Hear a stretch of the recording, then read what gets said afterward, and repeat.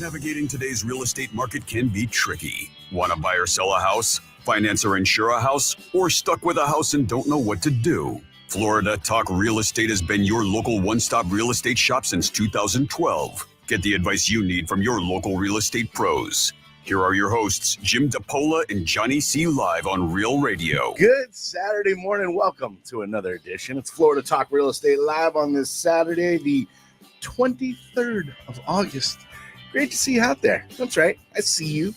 92.1, 101.7, the old terrestrial radio. Thanks for being there. Of course, if you are tuning in with your free download, your iHeartRadio app, we're worldwide. How about that? Get some all over your face from any corner of the planet on a Saturday morning. And of course, we live stream as well.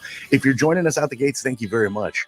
That's on Facebook, Florida Talk Real Estate on Facebook, Florida Talk Real Estate LLC on YouTube, home of a ton of informational chunk videos, plus our live stream on a Saturday. Good to see you. And of course, if you're not there yet, you always can join in.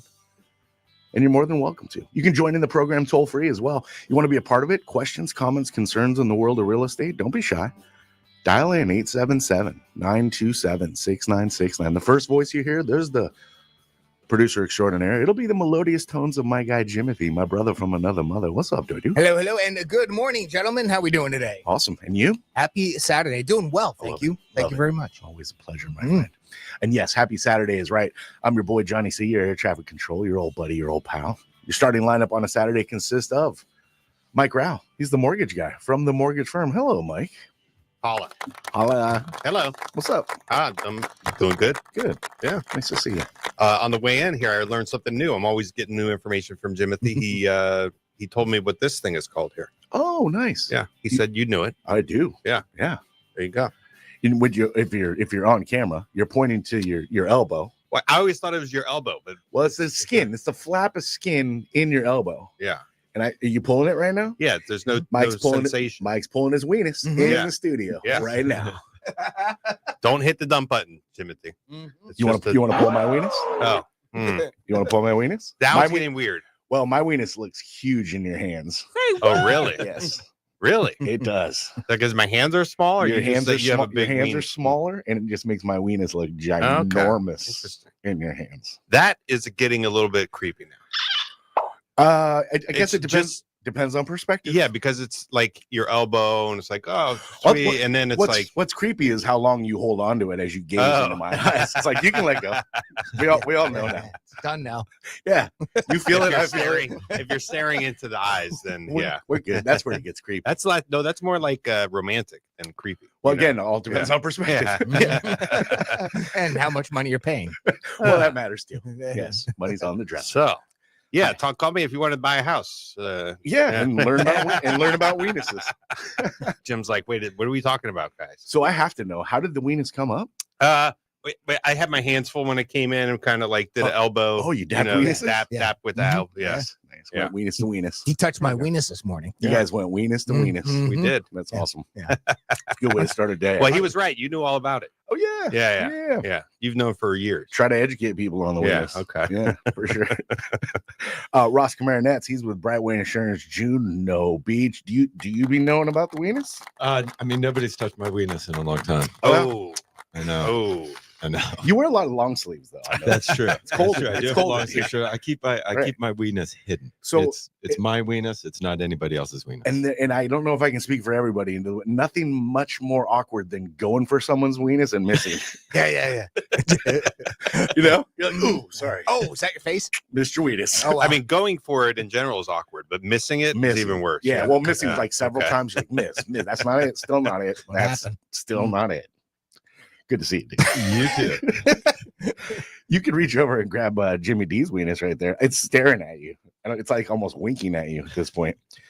Jimmy D is our fearless leader, 13 plus years now. See, he wears short sleeves in here, and his weenus is like, it looks like he moisturizes, actually. His weenus is pristine. Oh, you have to above a certain age. It'll dry out. Yeah. Jimmy D runs the top producer, Kellerways. It's a Florida home pro team. It's a real estate show. Yeah, this happens. It does. Jim DePola, how you be? Nice weenus over there, man. Yes, and if you're interested in more of this topic, just call 888. And you can get all of it you want for, what is it? Only $5 per minute. That's right. We'll talk elbows till the wheels fall off.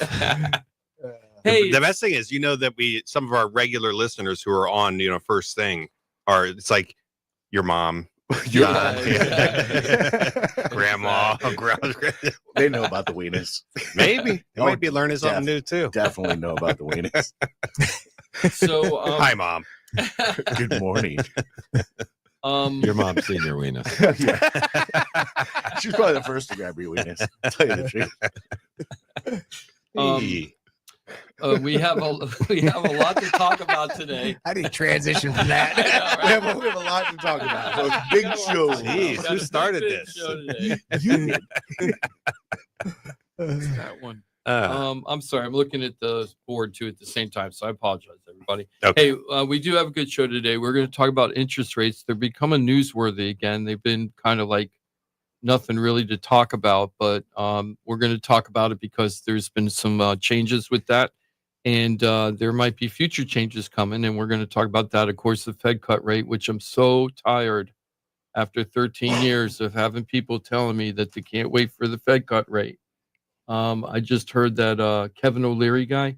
Oh yeah, Mr. Wonderful. Yeah, and I From like Shark Shark Tank? Tank and everything, and I respect him. He's done well. He's a good listen But too. this Anytime guy's he can. saying, this guy's saying on all the big shows, right, that we would need a 2% drop in the Fed cut rate to get the mortgage rate down to this rate, like it's a direct causal effect between the two.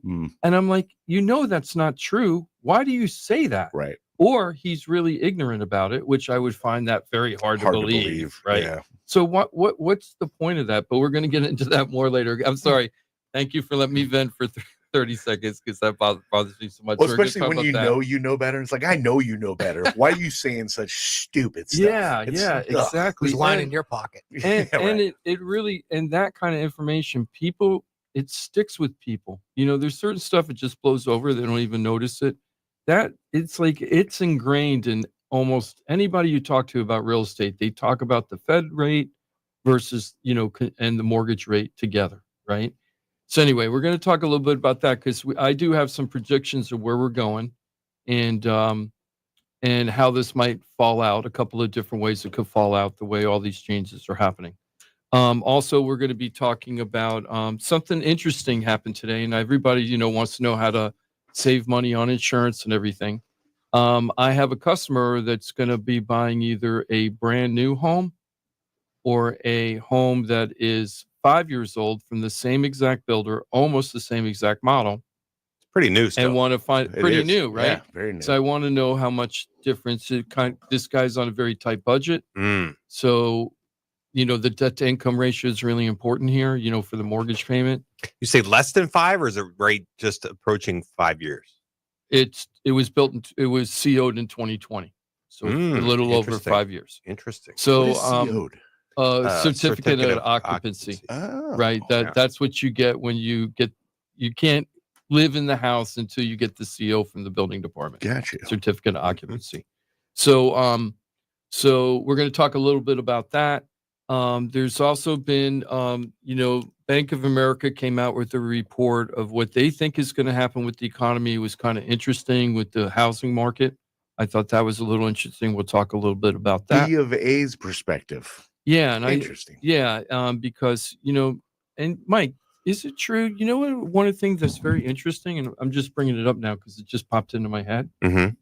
I hardly see anybody coming, with all the listings I've done in the last couple of months. All the buyers, pre-approvals. yeah, the pre-approvals. Nothing's coming from like Wells or Bank of America. I saw maybe like one Chase, maybe, Mm-hmm. right?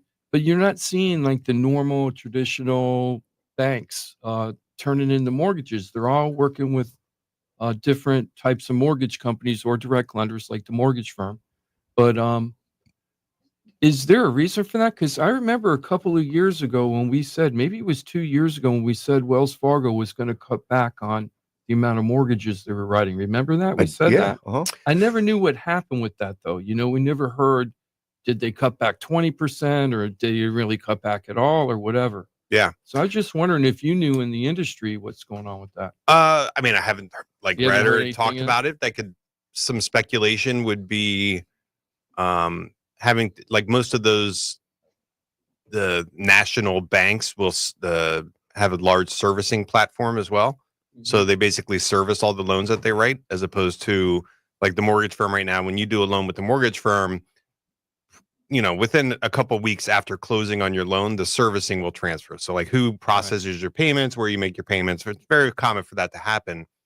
The big banks will service these loans, and there's kind of like a profit decision to be made whether you transfer servicing or you service it. And when you service loans over the long term, you make more money over the long term versus transferring servicing. And so it's possible that because of where rates have sat for the past 3 years or whatever it is, and maybe even projecting several years into the future, that these loans are likely to refinance perhaps before that servicing money gets better. You know what I mean? Like they're gonna lose money because they're servicing it for a shorter time because these loans are potential for refi. So that's one thing I could think about, like why they would have scaled back their mortgage operations. It could simply be that people don't use them because they don't have a good experience, or maybe they're not as competitive as they should be. Maybe is that a chance? The one thing, if they really wanted to do business, they could become very competitive very quickly because they could just reduce their margins. Like, the profit margins on every loan will ultimately impact the rate that's offered to the consumer. And so they could undercut everybody. And they have access to such volume. Yeah, they could spread it out by increasing it. But the thing is one of the things I thought you might mention is one of the things you have to worry about when you go to those larger banks is they do have what's called overlays sometimes. Yeah. And then the overlays are extra requirements on top of what the federal government requires for a conforming loan. So an example would be like FHA mortgage. You traditionally can get a 620 credit score, Mike. I know you can go down to the fives, but yeah, it's like 580. So yeah, call it 620, 640, something like that. Yeah, but Wells Fargo might say 660. Yeah, we're only doing FHA at 680 and above. Right. Like, and they could eliminate, and they just set their threshold. So sometimes it's that, sometimes it's like just the way that you have to document. So for example, FHA might allow you to only provide 1 month of bank statements to season your funds. Well, they might require 2 months of bank statements to season your funds. So just like little rules on top of the rules, right? Like everybody, whether you're doing FHA, VA, conventional, Freddie, Fannie, everyone is following the same rules because those individual organizations set the guidelines for lending, or basically the rules, like how do you analyze income, what documentation is required, and that's what credit scores are required. Well, that's what they mean by conforming to the guidelines. Yeah, right? That's exactly. What you're doing. You're conforming to the guidelines. And if it's non-conforming, it's not conforming to those guidelines. Right. It's something outside of those standard rules. And it could be more lenient, or it could be more strict. Well, usually more lenient. Yeah. But the non-conforming. I see what you're saying. It's usually like alternative income. Like you don't qualify with traditional tax returns, pay stubs. Right. So you go to some sort of alternative income documentation. Right. But yeah, the overlays are part of why the experience may be more difficult with your big box. I think it's a number of reasons. Number one, it's the underwriting process itself is different, meaning it's whatever. Maybe it's the overlays. Maybe it's like you send the file into like a black hole of underwriting, and then you wait 3 days and something comes out and you have no communication with the underwriting staff, things like that. It could also be the level of expertise at the loan originator level. So my level, like, I don't know if it's been clear, like in my years through the show, like how critical my role is in getting it right as early as possible so that we can get to the finish line successfully. Yeah, because the goal is to close on said deal. Right? Yeah. The goal is not to get a pre-approval letter. Right. The goal isn't to find the perfect house and get in a contract. I mean, obviously those are steps along the way to the ultimate goal, but the ultimate goal is you got to be able to close. And you want to do it maybe with the same amount of hair as when you started the process. And right? same You color haven't pulled it out. Yeah, exactly. Right. So it's really critical, the loan originator role, to make sure that you're not spinning your wheels and looking at homes that you can't buy and getting into contract and spending money on a home that's never got a chance of closing. Well, not only for the customer, but the realtor involved For too. I mean, everybody, yeah, everybody. everybody involved. Yeah, Sellers, yeah. realtors. Yeah. Well, The whole we just had transaction. a real life example of that. Mike was talking to a customer recently, and they weren't really qualified to buy at this point with a conforming loan, right? Now they really wanted to buy him, but they had so many. I don't want to get anything specific, but they Mhm. had so many issues because when you're looking at loan credit worthiness, you're looking at history of payments, you're looking at balances on your debt, on your credit card limits compared to, you're looking at many, many different things, how much you make, what your normal bills are, that kind of stuff. And you got a situation where I'm telling them one thing and then they're hearing something else from somebody else and they're like, well, this other someone else is telling us what we want to hear. I'm like, well, we got the results yesterday. oh, Right. okay. So what happened is Mike gave the bad news and they went to another person who gave them, oh, we'll do this, no problem. And I would never be upset with the customer because the customer is just trying to get the job done, right? So Sure. they're going to go to anyone that says that can help them, right? But it just shows you that if somebody's saying they can help you, but they really can't help you, right? Or they can't back up the promises they're keeping. Mike won't do that. So Mike was like, "Look, it's going to take time and effort to get Here's this what, done yeah, the correct way." I was pretty much going to put them on a path, roadmap, a a path, path, and say, yeah. hey, listen, but then it turned out that like they weren't, whatever, for some reason, they didn't fully trust what I was what telling was them. happening behind the scenes, I found out, is that they had a relative that had just did a loan with a different mortgage broker, right? Not a direct lender like Mike, and said, "Why don't you go to them?" And that person's like, "Oh yeah, no problem. We can take care of this." So then I called him, right? So I called that broker up and I said, I hope you can get this loan for this person. That would be awesome, right? But my guy is saying that it isn't likely unless we go to non-conforming loans that are expensive. And why are you so confident you can get this loan done, right? And he hadn't pulled anything yet, right? And he didn't want to do any kind of pull at all. And he was smart enough that he didn't want to do a poll because she was doing things based on what you recommended. She was doing a couple things right away, and he didn't want to do that until that kind of kicked in. You don't want a hard pull to hurt Right. the credit. So he was doing the right things in a way. But bottom line is, when they got the credit report after some of the minor changes they did right away, Not enough. and then he saw everything, like everything that was in the report. He's like, oh, and he didn't sound confident at all anymore. And now they're talking about like non-conforming, very expensive kind of loan. That's probably going to be about 2 points higher than what you would normally pay, 2 percentage points I'll higher. tell you what, even those, like the non-conforming, they're a higher risk, right? So that you kind of pay That's for why that you're paying. in like needing bigger down payment. You're going to have a higher interest rate, but they aren't like, hey, we don't care if you don't pay us back type loans. Like they are interested in getting the loan repaid back per the terms that you've signed on for. How much more do you have to put down? I would normally you want to be like 20%. It depends, Johnny. So it's really like what level of income documentation are you on? And it's usually about income. It's not about credit.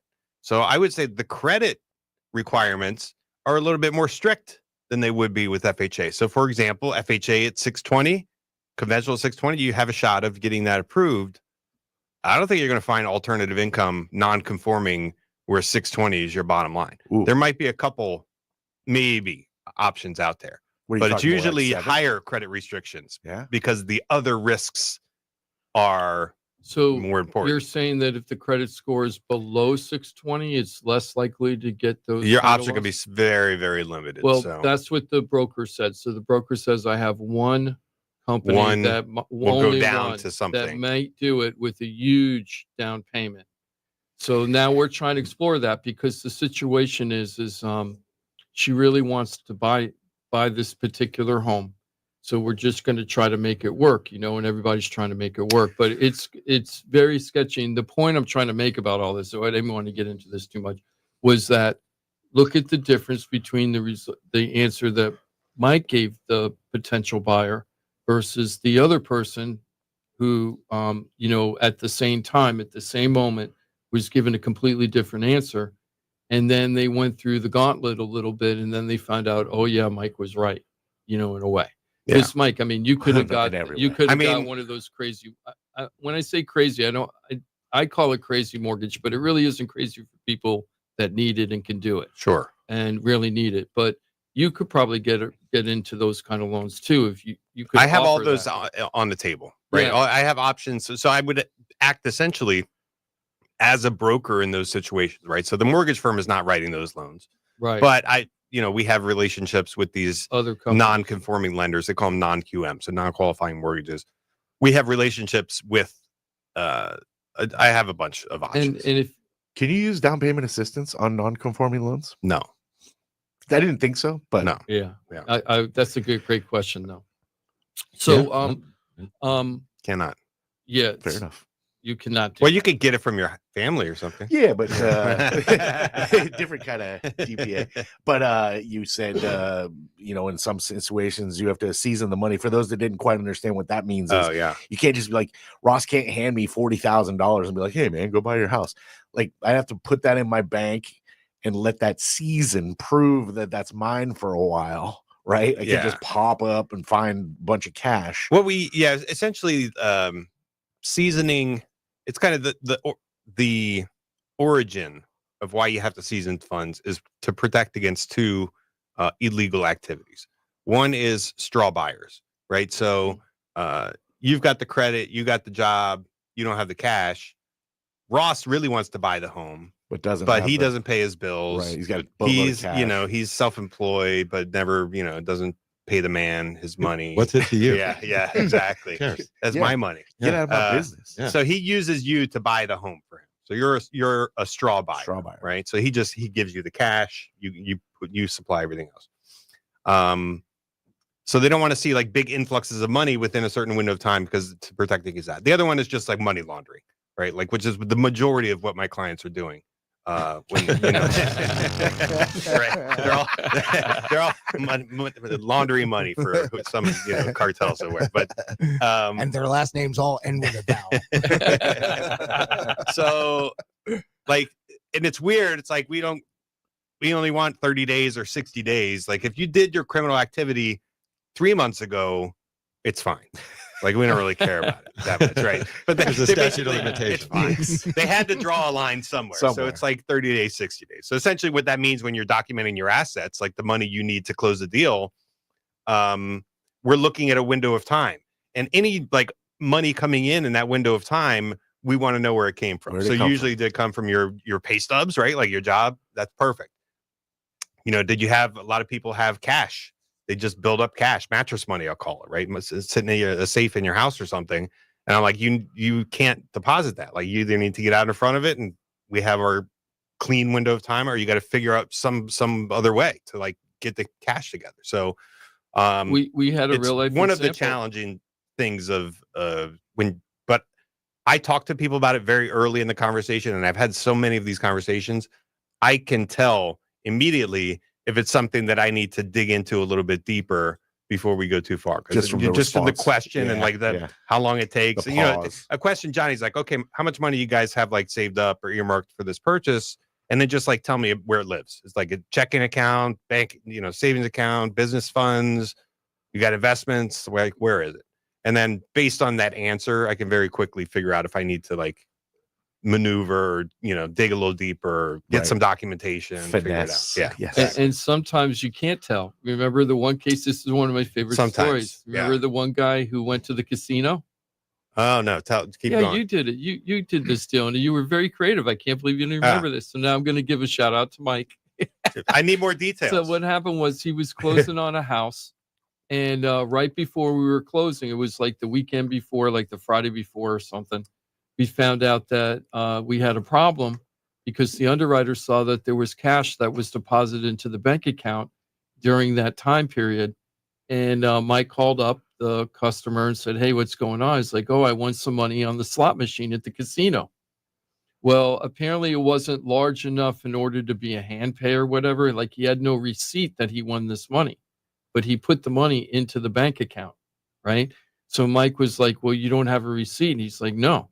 And then So Mike got really creative. So do you remember what you did? I think he had a player history. I was going to say, at that's the why you got to casino get or rated. something. As a Is that player. right? Am I remembering that right? That's why. Well, I don't remember the player history, but this is what I do remember. You said, "Did you buy any drinks at the casino that night?" Okay, yeah. Because it was so close How to can the we show that you closing. were there? Yeah, how can we show? And then he goes, "Did you pay for parking?" Yeah, Right. yeah. And he developed that, and he put together a Mhm. case, and the money was see? approved. But the thing I've was- watched enough crime shows to know that kind of stuff. But the funny part is about that, it wasn't the thing that was surprising me as an outsider, looking into what's going on with this through the mortgage world, is how small the amount was. So we're not talking like they won $5,000 or $10,000. It was like $2,000. There's thresholds, right? So if it's above a certain amount, you have Right. to ask about it. If it's below a certain amount, then it's okay. Yeah, right. But So it was a small amount, though. It's like, wow, that's it. But I mean, this you is know? so close to. You were about to close. Yeah, this It's- is like it was. I the don't remember the second- exact It was the circumstances. final review. Like you were Yeah. already a loan approved, and we were just doing. You were We get doing the updated bank final statements. check Let me get your latest bank statement. And then you Okay. see a big right deposit at the there. end. And the problem is once that money's like in your account, it's kind of commingled with the rest, and it's hard to really you could back it out. I forget if we need it or not, but obviously it was something that required some, you have to. Documentation. It's funny the way I talk to people about underwriting is the questions, whatever the question is, it has to be answered with documentation. Like you can't just tell the story. I can't have a text exchange. It has to be documentation that basically says, hey, where did this money come from? Well, here's the documentation, because the file itself is a living thing that goes beyond the closing, right? Like that Mhm. underwriting is potentially examinable post closing at any point by anybody who's maybe servicing the loan, for example, right? They might review and say, hey, is this thing Legit. was this underwritten in the actual conforming to the guidelines or not? And so any questions that come up have to be answered with documentation. What a huge in the file. advantage, though, too, that you can really Spot have it. that sit Oh, down yeah. with your underwriting department. And I mean, Without a doubt. Yeah. I had my closing goodness. this week. So this was a brokered one, not because alternative, well, it was alternative income. We had to do some asset depletion instead of, so this was a retiree had large portfolio of money, but they weren't retirement instruments. So it wasn't IRA, it wasn't 401k, it was just investments like brokerage account. And if you're using that for your income, you have to do what's called asset depletion.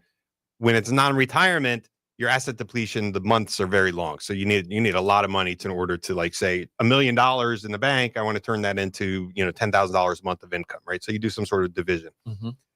And in this case, he had a pretty complex investment portfolio. And the underwriting staff was not my underwriting staff. It was at this other place out in California, which was a pain in the butt because they're 3 hours. When you're trying to move quick and you got a 3 hour time, Yeah. change, they're not even doing anything till 12 o'clock. I'm like, I need answers. I've been up for at least an hour at this point. 45 minutes. Or so. But so that underwriting staff could not wrap their brain around this guy's asset portfolio because he had money moving around and it's not a bank account. He's like, it's positions, right? He's like selling and buying, and so I spelled it out for him 6 different ways, and finally I wrote an email, and I had my contact over there. I was calling Mike. I'm like, hey Mike, is there somebody on your underwriting staff that is capable of reading and understanding these statements? Because all these answers are in the statements. I can point it out to you exactly what happened there, but it'd be nice if somebody actually took the time, was able to comprehend what's happening in these things. I'm the LO and I'm looking at it and I get it. Right. And I'm not being condescending. I'm I'm frustrated to the point where Right. I've spelled it out. I've tried to illustrate it, and your underwriters they keep asking the same, they don't get it. And so that was tough because I couldn't get the underwriter on the phone. Whereas if it was an in-house loan, I'm talking to the underwriter. I'm talking to the underwriter's boss if I need to. Right. Right. Pretty So, easily. Yes. yeah. It's pretty well. That's a different world for sure. What a huge advantage. Yeah, and the underwriter, and that's another thing. Mike worked as in the underwriting department at one point. I don't even know if it was for the mortgage firm. Did you? Yeah, do it mortgage at firm. the mortgage firm. Yeah. So- Kind of like which gives him a little unique, extra special knowledge Sure. that really makes a difference when you're there, especially if you got a tough mortgage situation, Right, loan approval. He's got a portion of his brain that thinks like the underwriters, right? And he tries to get out in front of it. Yeah. Yeah, and he gets in front of it. That's why. So it's you have to I guess the bottom line on this whole thing that we started with this is don't just take somebody's word for it because you like the answer.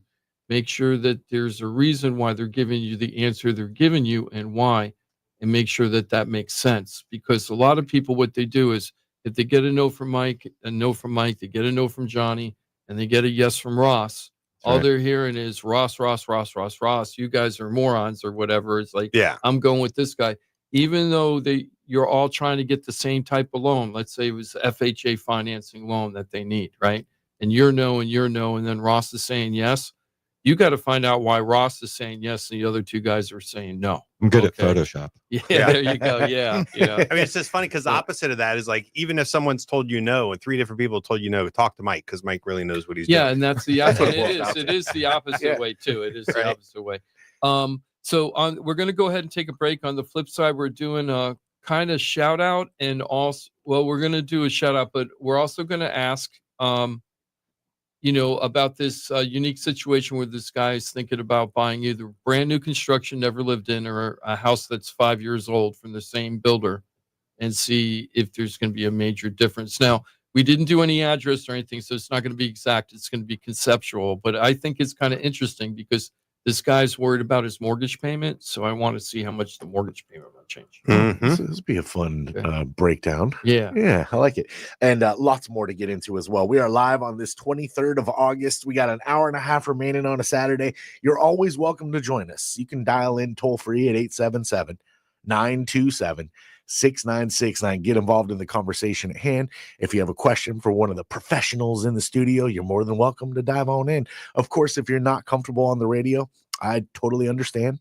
And I offer you up FloridaTalkRealEstate.com, your one-stop real estate shop. Your team of pros, y'all. These are experts in their field, and they work cohesively together. When you're buying a home, selling a home, stuck with a home, you don't know what to do.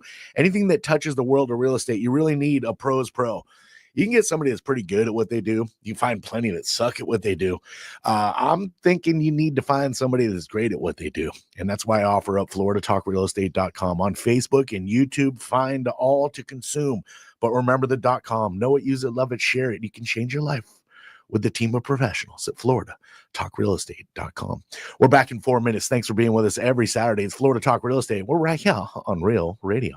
What's a Real Radio podcast? It's Real Radio on demand. Find your favorite show at realradio921.com.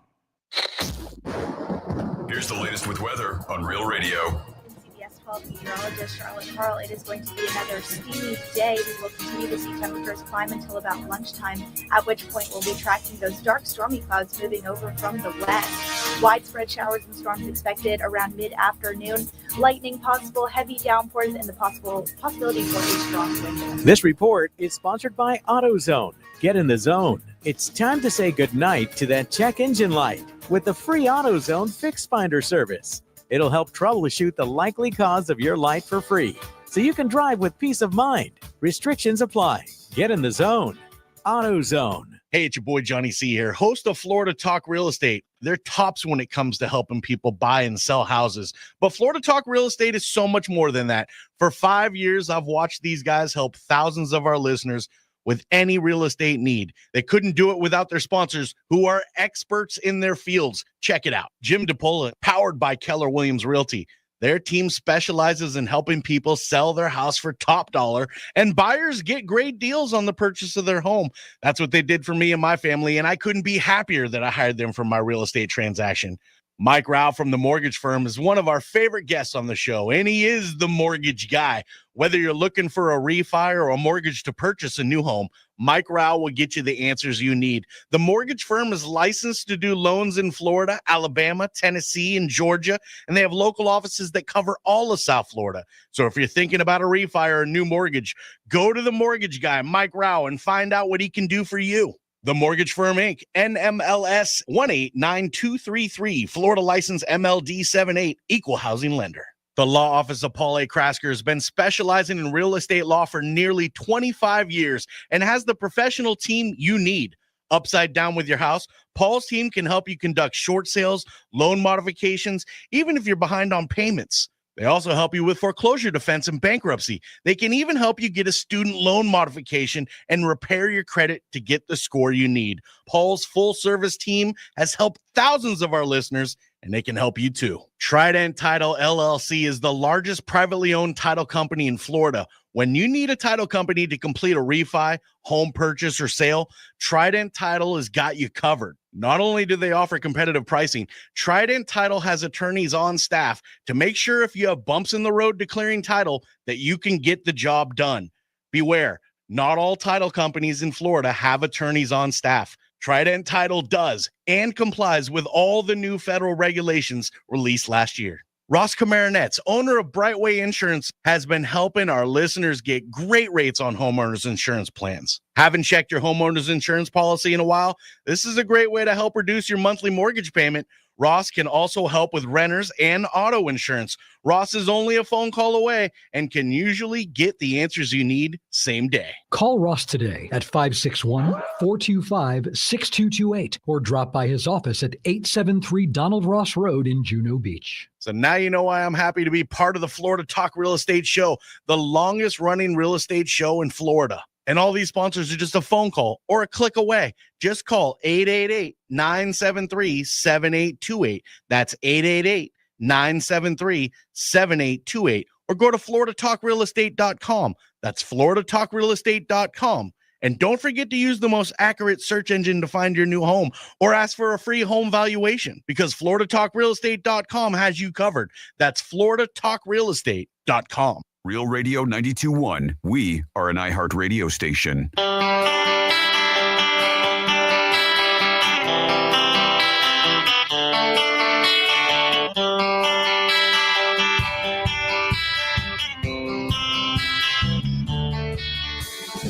This is Florida Talk Real Estate with Jim DePola and Johnny C.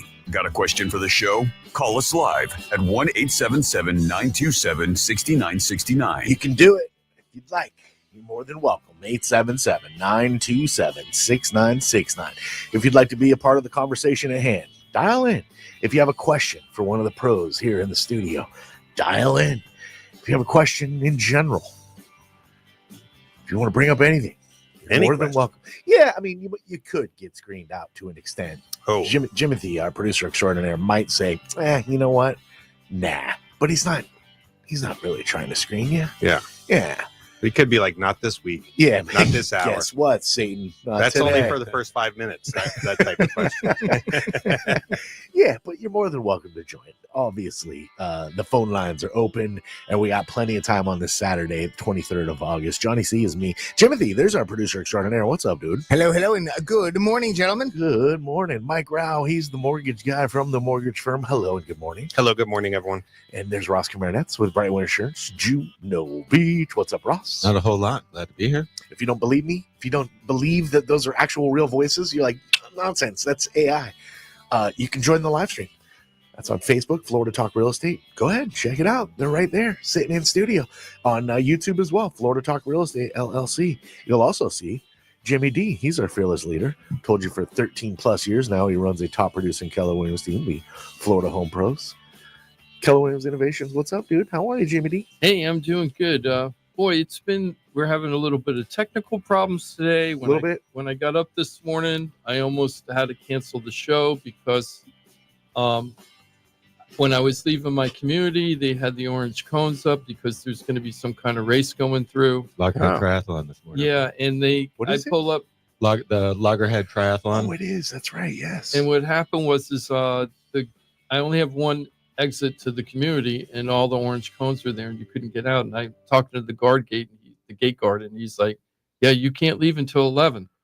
I go, "I got a job. You can't leave." I got a job. I go, "What do you mean you can't leave till 11?" He goes, "You're not allowed to leave. The police put these orange cones up." I'm like, I'll take my chances, please. Yeah. You know what? Oh. They move. Watch this. Nobody. The race hadn't started. At least in my area, the race. You didn't hadn't even care started though. yet. You didn't know that you weren't going to run some people down. No, You're like, I got to get to the show. Everything was empty. Like where I was looking, it was completely empty. I was like, I'll take my chances. Yeah, thank goodness. So he moved them. So I broke the law or whatever. I'm going to hell. Oh, he moved them for you. Yeah, he moved them. So I got here. Did you have You to have an pay him a little accomplice. bit? I'm sorry. What? Did you pay him a little bit? Yeah. Right. You're like, hey, listen, what's it going to take? What's it going to take to get out of here? Right. Are you able to get back in? I'm sorry. Not till 12. Oh. They said I can't come back to 12 o'clock. I'm banned. All right. I'm surprised Ross isn't in the triathlon. It feels like that's up your alley. I know. Yeah. Oh, well, he's playing hurt today, and thank you, Ross, for coming in and playing okay, hurt. I didn't sign up for it this year. You Kind of got away. Just all of a sudden popped up. You're like, oh damn. Oh well, next year. Yeah, and I hadn't really biked or Do anything. you train a little bit? Not really. I was gonna say you're pretty active. Yeah, But he's the only one of the four of us here who could be like, yeah, this year I just wasn't feeling it. Wasn't feeling it this year. Yeah, I'm not doing what's the paddle? What's it called? the crossing. Yeah, the crossing. Not doing it this year, guys. Yeah, yeah me neither. Yeah, cramped up, Bobby. Yeah. I haven't really biked, But it's too much this year. Yeah. So hey, want to just do a quick shout out to Brian. Brian, we helped sell his home in Royal Palm Beach. It was an ordeal. It took, I think, how long did it take us? It might have been 18 months. That's a success story then. Yeah, got it and we sold. sold it. But here's the cool part is right after he sold that, he needed to buy a new home. So we put him under contract in a new house in the Ocala area. excellent. Yesterday. So congratulations, Brian. He's Very got nice. his new home set up, ready to Sweet. go. Is he buying that cash? Was he? No, there he's enough? doing financing, but because he's in law enforcement, he has a mortgage company person that he's known for 30-something Yeah. years, and he's using her. But and Carrie's been very good. Thank you, Carrie, for working on it with us. But he would have used Mike if it wasn't for Carrie. I was just wondering if he was like downsizing. If he had He- that type he- of scenario. Actually, it was affordability thing. He was feeling that the cost of keeping the home where he was living was kind of high, and he didn't have the lifestyle he wanted. He wanted a larger piece of land, but he Mhm. wanted more affordability. So he sold in Madison Green, right, which is a very popular neighborhood, gated community neighborhood in Royal Palm Beach. Yep. And then he moved to the Ocala area where he got an acre of land, and he's paying like around $350,000 for a house with an acre of land on there, and he wants to put a detached building on it and a couple other things. So he's going to be able to do what he wants to do up there. Cool. Do you know And- what was the price point in Ocala for something similar to what you would buy here in the acreage or Jupiter Farms? The pricing, well, the acreage is the surprising part, because the homes up there, like in the Ocala, Dunellen, I'm forgetting the other city I'm thinking of, it's right on the tip of my tongue, but over in that area of Ocala, they're selling for like $350 to $400 for roughly 3-bedroom, 4-bedroom, 2-bath, 2-car garage homes, CBS construction. on a piece of land. But no, up there on an acre of land, usually like 0.92 acres, something like that. Now in Martin County, you can get homes, the same exact kind of home, 3-bedroom, 4-bedroom, 2-bath, 2-car garage, for about the same price, $350s to Mhm. $400, but you're not getting, you're You're not usually on an acre. no, and usually you're in an HOA community where you're in a planned community at that point. So because there are homes in actually there are homes in Palm Beach County right now that you can get that are under 400 that are brand new construction. So the deals are still out there right now. Very affordable. People think, $400,000 to move in Palm Beach County for a brand new home, and you can do it. That's pretty all right. Yeah, if you think about it that way. Now, sometimes you might, some of them might be townhomes, right? There might be townhouses versus a single family home, right? But that new construction with the decrease in the insurance and everything, it's pretty sweet. Your payments Good are segue. pretty sweet, which gets us into the next thing. So Mike and Ross, I'm going to talk to both of you. Okay. So, Mike, so let's say you're the mortgage broker in this situation and you have a customer and they're kind of tight on their mortgage payment versus the price they want to pay, right? Mm-hmm. So, the person has the choice between buying a home for 400 that's brand new construction, okay, never lived in, or a 2020 home, same square footage, same amount of bedrooms, built by the same builder, but it was built in 2020, and you can get that one for 350. So there's a $50,000 difference between the two. So that roof is like almost near the end of its life. Yeah, Right. right. And it needs to 20, be 5 years. replaced. So Yeah. that should have been counted in the purchase price. And there Yeah. should be some concessions. Concessions for that, right? 5-year-old roof. And Right. that AC is like, ooh, Yeah. Halfway Time to over. update It's that. half Hot dead. water heater too. That thing's Yep, that's needs to be halfway gone. replaced. So, Ross, is there a huge difference? I thought you were asking me. Well, no, I'm going to ask him first. I'm going to go back to you and say, Oh. how would it affect the mortgage payment? Okay. So that's right. I got a plan. So, Ross, is there a big difference between those two houses for insurance policy? Because I'm wondering, when does it get to you're paying $6,000 a year for a 1,500 square foot house down here, right? Versus new construction. What did you pay, Jimmy, for your insurance policy? Roughly like The 1,800? very first year. 2000. 2,000? Yeah. The Right. first So year. 2,000 versus 5,000. I'm trying to figure out when it turns into the big number versus the smaller number. Well, I mean, you're where are we talking? For one, right? Because you're talking about down here. Okay, You're talking with Jimmy up Well, there. that's a really good question. So let's just talk down here because we're down here, right? Yeah, So east let's of just say- 95. yeah. Oh yeah, East of yeah. 95, Yeah. 2025, new construction in the development. Yeah. No, let's just say like in South Florida, like Palm Beach, like in the hurricane area. I mean, without actually doing it, just because every area is so for whatever reason, Boynton Beach is expensive. Really? Like, I had no for idea. whatever That's reason. Like if something- I do a quote in Boynton Beach, it's always or it seems high than it would Ah. even be in like Delray or something or Boca. Huh. Definitely higher than like West Palm or.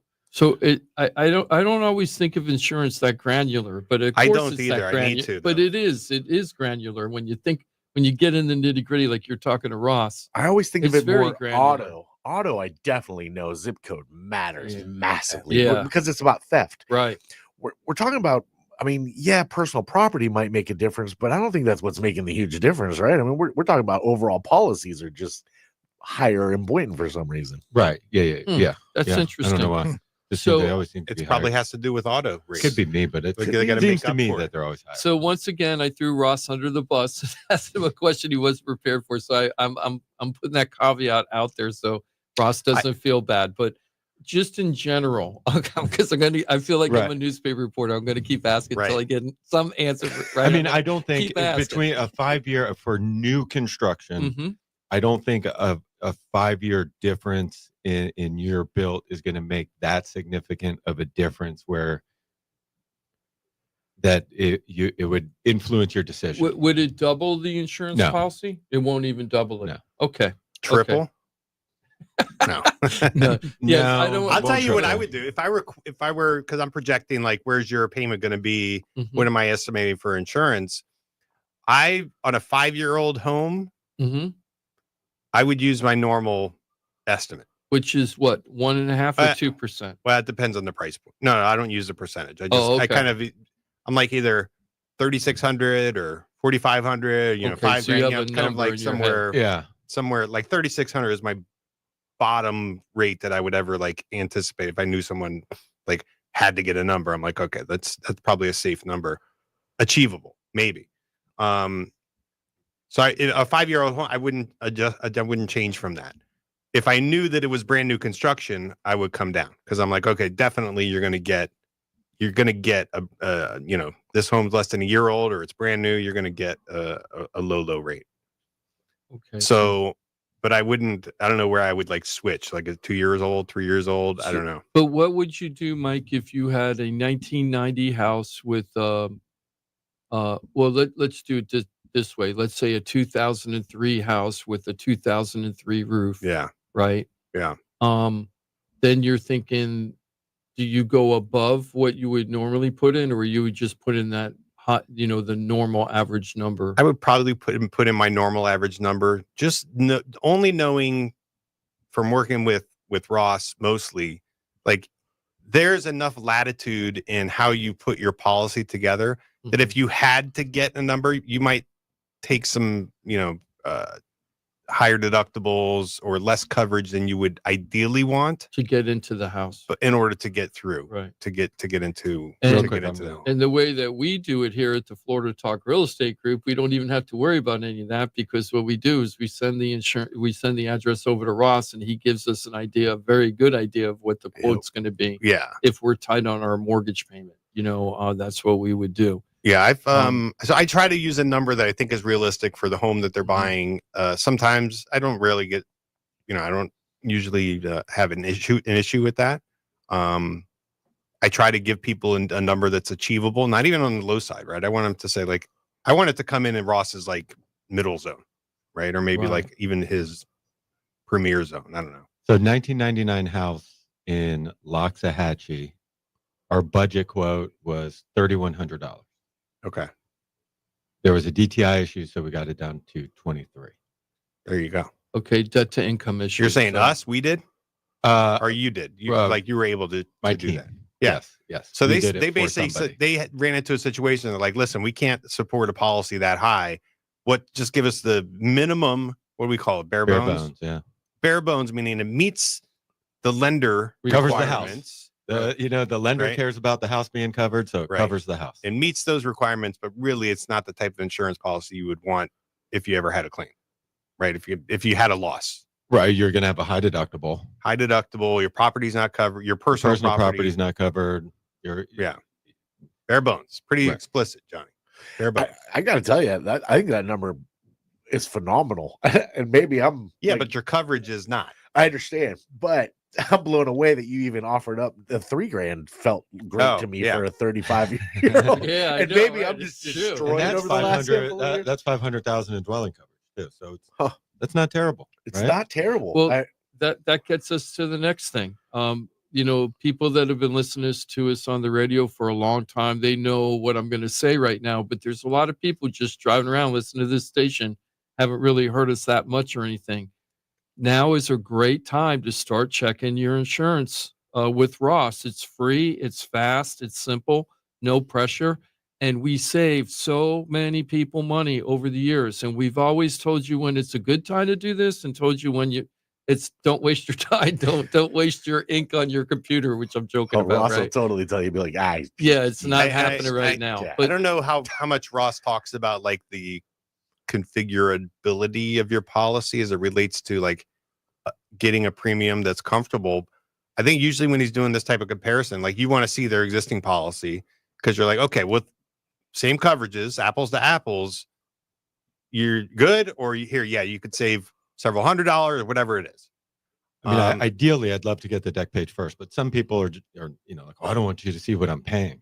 Yeah, they want you. I don't it's care like what a you're poker paying. game, right? Right. It's like I don't want to give up my hand. Because then you could come in, like you could save them $500, but if you have their deck page, you're going to come in $100 lower and be like, oh look, I saved you some money. Yeah, because you But get to put the difference in your pocket, right? I need the deck page anyway. Like if we want to move forward, I have to show the new carrier that you've had prior coverage. Yeah. So a lot of times, I send 2 quotes and somebody will say, okay, hey, I want to go with that lower one. Okay, send me your deck page. Well, hey, you actually have better coverage. If you just did this to your policy, you will save money. And some people people have different philosophies when it comes to insurance. And like one end of it is, I'm never going to make a claim. I can handle any problem on my own. Give me the bare bones, like cheapest, crappiest insurance I'm only doing it policy because the mortgage company's making me do it. If I didn't have a mortgage, I wouldn't even have insurance on my house, right? Right. And if that's you, like you have that conversation with Ross and say, hey, Ross, just give me a bare bones. Like, I just want the minimum. And Ross is going to be like, oh, are you sure, bro? Because you know that's the year that the tornado is going to come through and like rip off your roof, right? And he's definitely going to say, bro. Yeah, bro. And I think that's a mortgage term. In my office, he's dude. Dude. Yeah, I'm a dude guy. So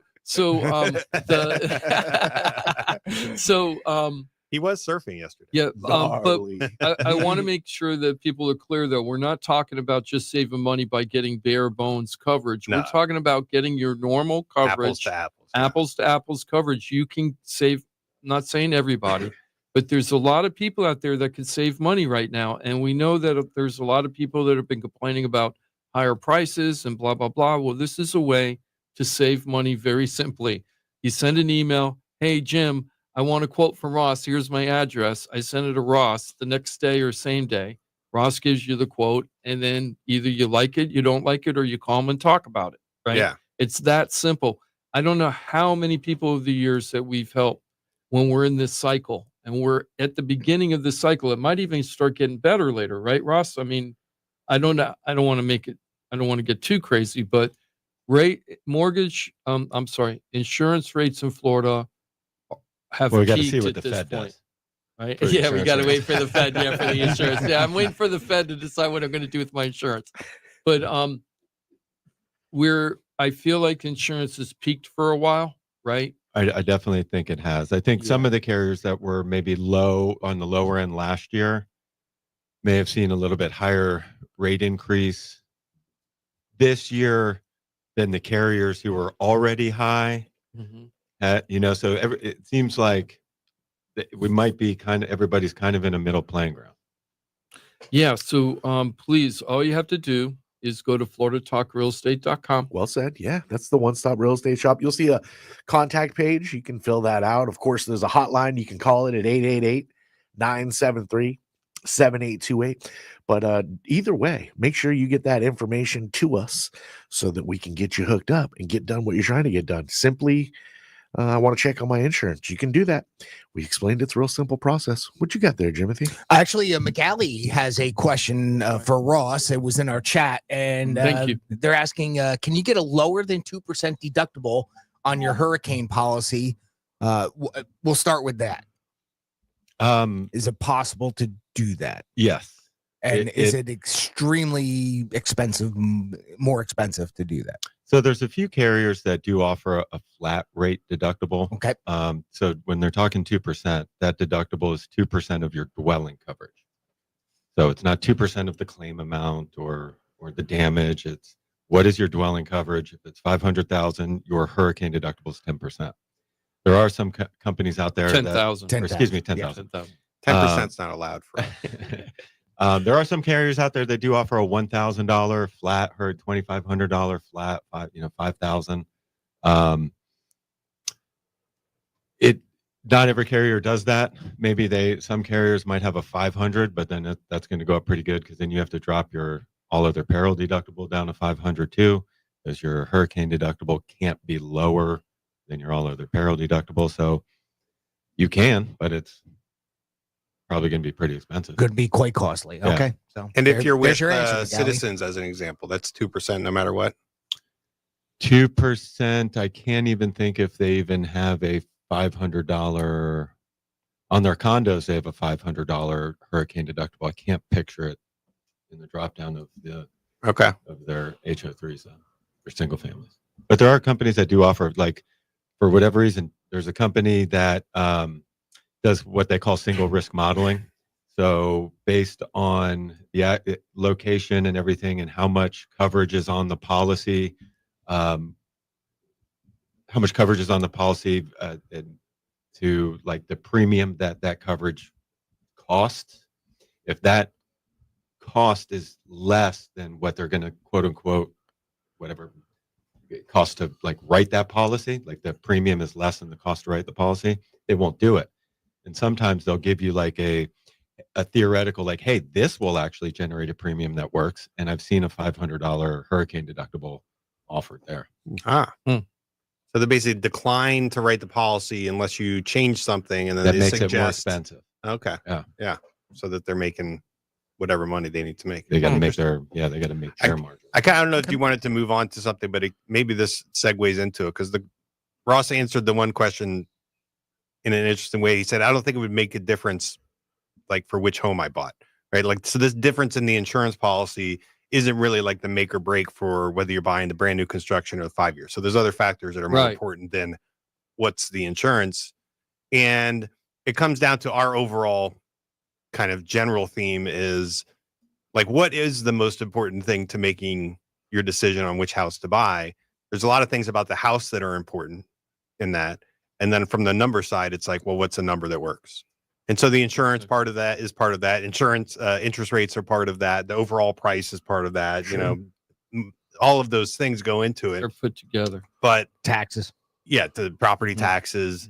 So maybe that leads into the interest rate conversation. But, you know, is insurance the deciding factor? Sometimes it could be. Johnny was looking at a home where the insurance was going to be It blew him $9 out. grand. It blew it out. Yep. $7,000 maybe on blew it a out. budget policy when he needs to be at, you know, 3 or 4. Yep. And that could make a difference. And that's the one thing I want to tell buyers about this. We're not just helping sellers or homeowners get in a reduction in the insurance rate, but for buyers, you need to know what your mortgage person is budgeting for taxes and insurance, and HOA fee if there is one, or condo fee.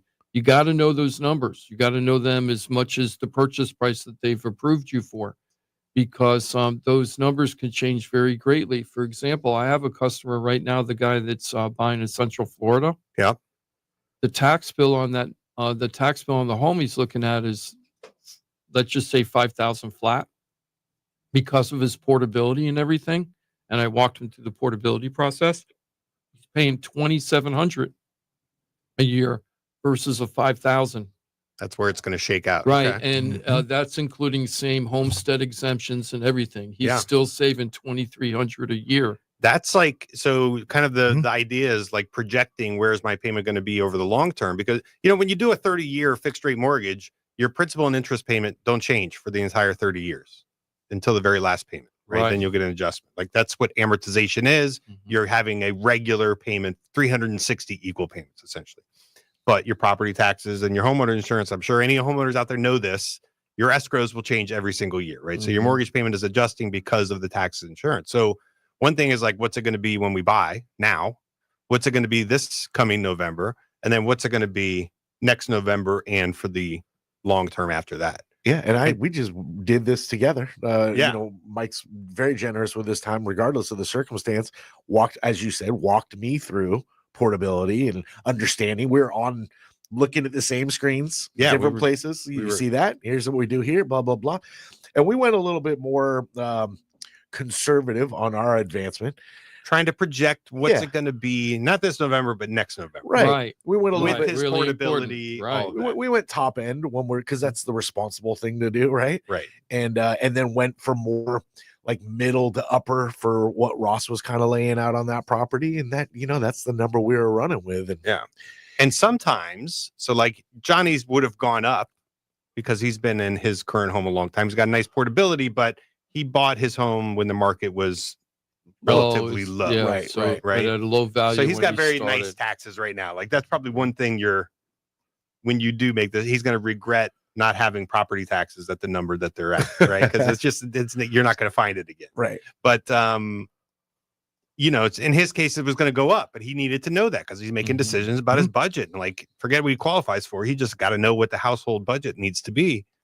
And in your guys' case, he's going down from what they're going to be initially, right? Totally His mortgage opposite end. payments will go down in the long term. $200 a month, That's right? awesome. Like Yeah. $2,300 a year, roughly $200 a month. So like if he was trying to buy the home and he didn't understand portability, and that home at the price point with normal taxes is out of his budget, He might not have been able to pull the trigger. right? But if he understood portability and it saved him $200 a month, and he knew that, and it's guaranteed, right? Next And year, then all of a sudden he knows that, I can afford this house. That $200 is make or break to me, right?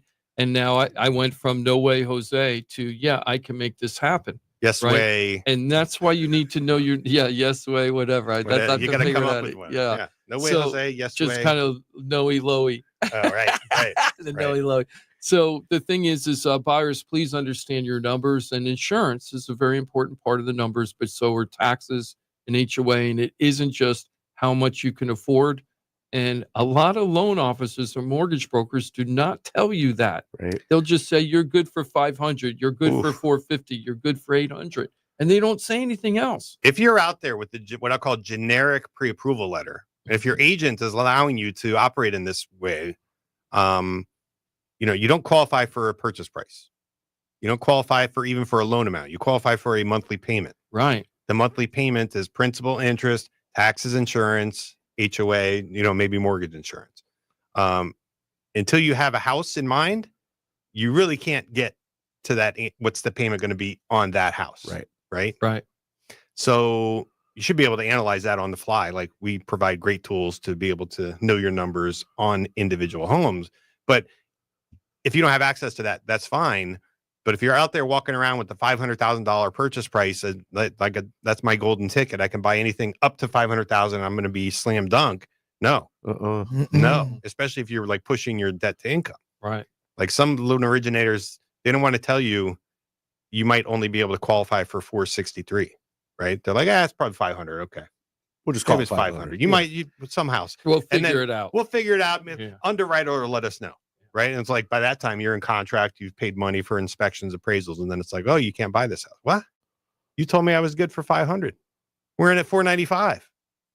Why doesn't it work? Yeah. Why isn't it working? Can you get it down to 463? Yeah. The taxes, the insurance, Yeah. So you got to know. How are we supposed to know? Yep. You got to know your numbers. Let's go ahead and take a break. Let's do it.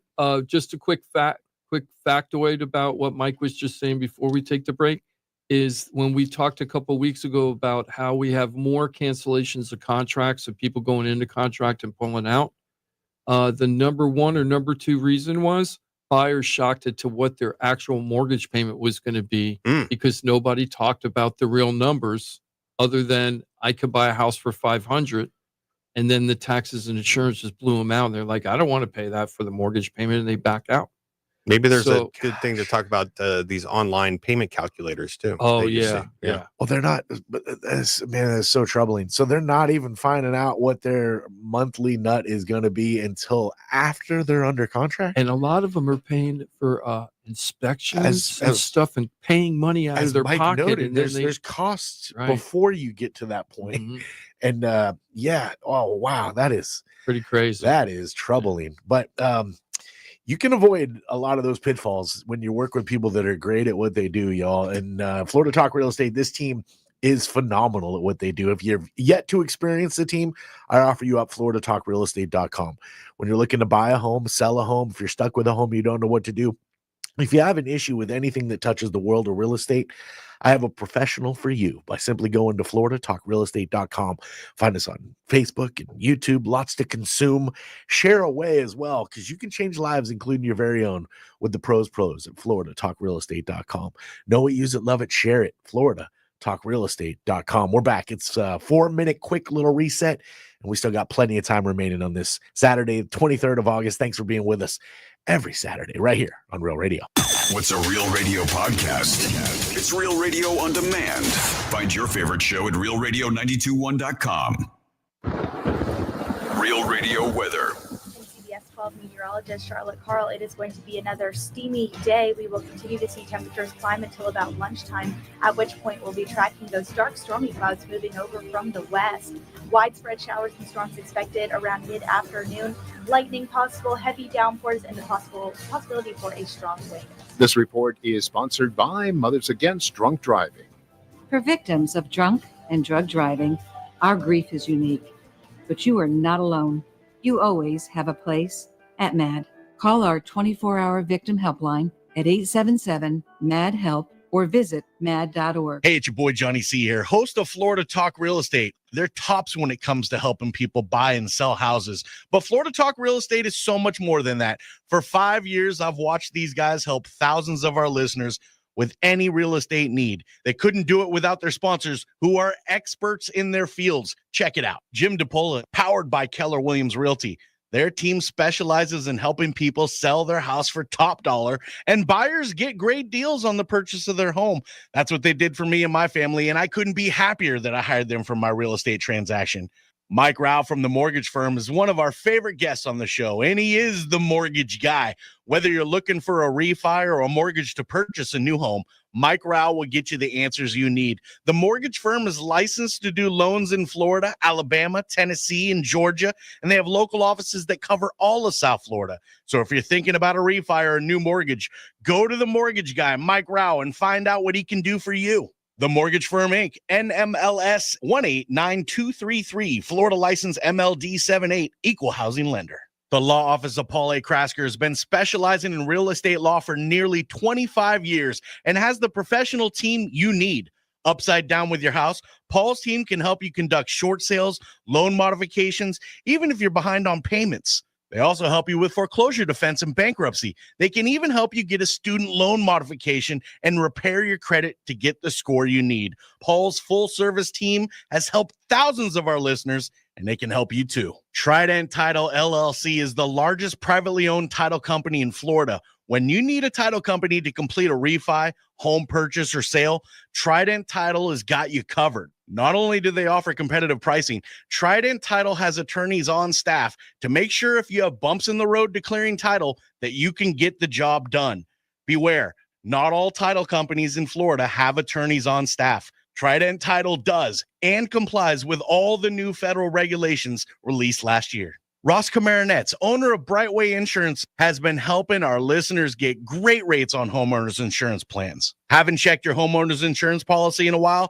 This is a great way to help reduce your monthly mortgage payment. Ross can also help with renters and auto insurance. Ross is only a phone call away and can usually get the answers you need same day. Call Ross today at 561-425-6228 or drop by his office at 873 Donald Ross Road in Juno Beach. So now you know why I'm happy to be part of the Florida Talk Real Estate Show, the longest running real estate show in Florida. And all these sponsors are just a phone call or a click away. Just call 888-973-7828. That's 888-973-7828. Or go to floridatalkrealestate.com. That's floridatalkrealestate.com. And don't forget to use the most accurate search engine to find your new home or ask for a free home valuation because floridatalkrealestate.com has you covered. That's floridatalkrealestate.com. From the Anajar and Levine Accident Attorneys Studios. Have you been in an accident? Call Anajar and Levine Accident Attorneys at 1-800-747-FREE. That's 1-800-747-3733. Real Radio 92.1 is WZZR West Palm Beach, an iHeartRadio station. Make us the #1 preset on your car radio and on the free new and improved iHeartRadio app. Listen for all your music, radio, and podcasts. Free never sounded so good.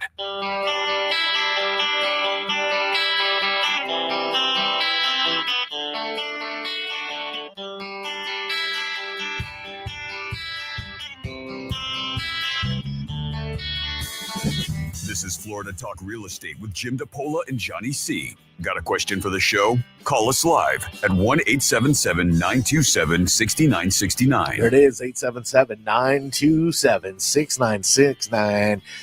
Phone line's working over there, Jimothy. I haven't seen a single one ring this morning. No, we haven't. Let's check this out. Right. Yep, that line's there. That's good.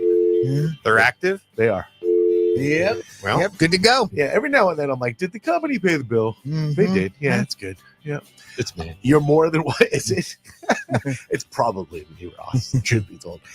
You're always welcome to join us toll free, 877-927-6969. Don't be shy. It's just, thousands of people listening around the world probably mock you just at the mere sound of your voice. Don't be shy. Yeah, you're welcome to join us. Welcome to my world, getting mocked just from the sound of your voice, having people tune out. Ugh, this guy again.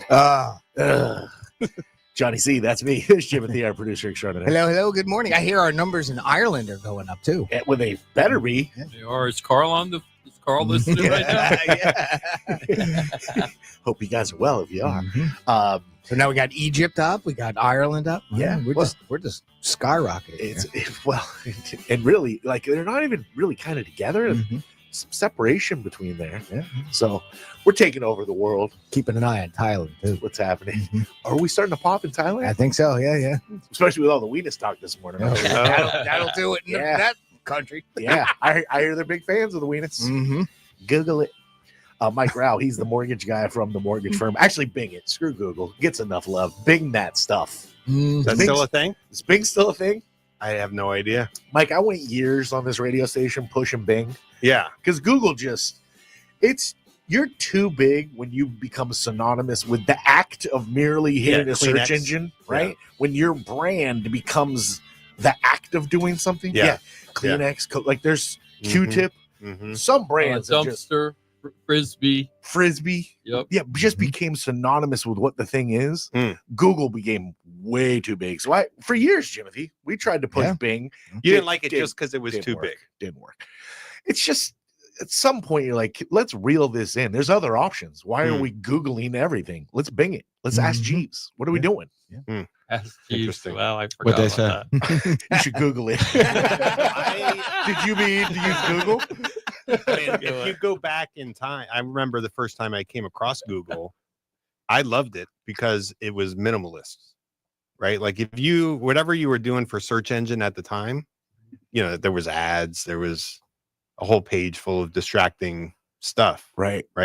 And that's what Google was, just a white page with a search bar on it and their logo. Right. It's like, oh, okay. Yeah. Super. And it gave good results and all of that stuff. But mainly it was just like, we're not trying to annoy you. We actually just want to help you achieve your internet search. Well, before it became an advertising. Well, I was then, going of to say, course, and take over the world. yeah, then of course it all changed. But I just remember the simplicity of it. And I was like, okay, that's a genius idea. Genius. Yeah. Yeah. But became synonymous. So yeah, Bing that is what you should do. Okay. Yes. What else is out there now? As far as search Internet engines go? Explorer. Oh, yeah. No, that's Bing. That's still Bing. No, IE is defunct. It's gone. That's Microsoft, isn't it? Edge. Yeah. That's another one. Edge. What are we doing? Edge then? I'm sorry. No, Edge. Edge is also Edge. That's where Google won also. Chrome, the Browser. browser. Like they're the only ones who really like kept up the browser Advancement. Yeah. Yeah. That's true. Ross Komarinetz, he's with Brightway Insurance. Juno Beach. Bing it if you don't believe me. I'm still using AOL. My wife has an AOL email address, and people are like, "What?" She's I like, heard "Oh, they just did away with like the dial-up.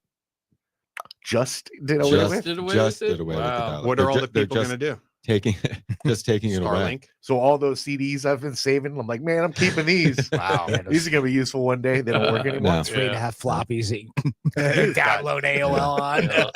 You've got mail. It would show up in your mailbox. They're like, here, just there you go. There you go. I guess that little "you've got mail" was a good idea when you barely got any mail. Right. Yeah. Now it's all like, you got mail. You got. You have What I thousands need. of messages waiting for you to read. I'm like, okay. You should see Jimmy D's email. Oh, you got. Well, let's see how many I have right now. Okay, You got let's see. 2,200 I have you emails. beat. I actually one of my customers saw my emails. You have And he 2,700 nearly had- emails. Oh, 2,700. You have Kidding me. 10,000. Okay, just on this one inbox, okay, I have 4,678 unopened emails. Unopened. Yeah, iCloud 1,656, Gmail 3,023, but that's only one of my Gmail accounts. Oh, all emails 91,427. You've got mail. So years ago, we were talking about Jim needing an assistant, like just an 91,000. assistant. I got you haven't hit beat. 100,000 yet. I have you beat. What do you got?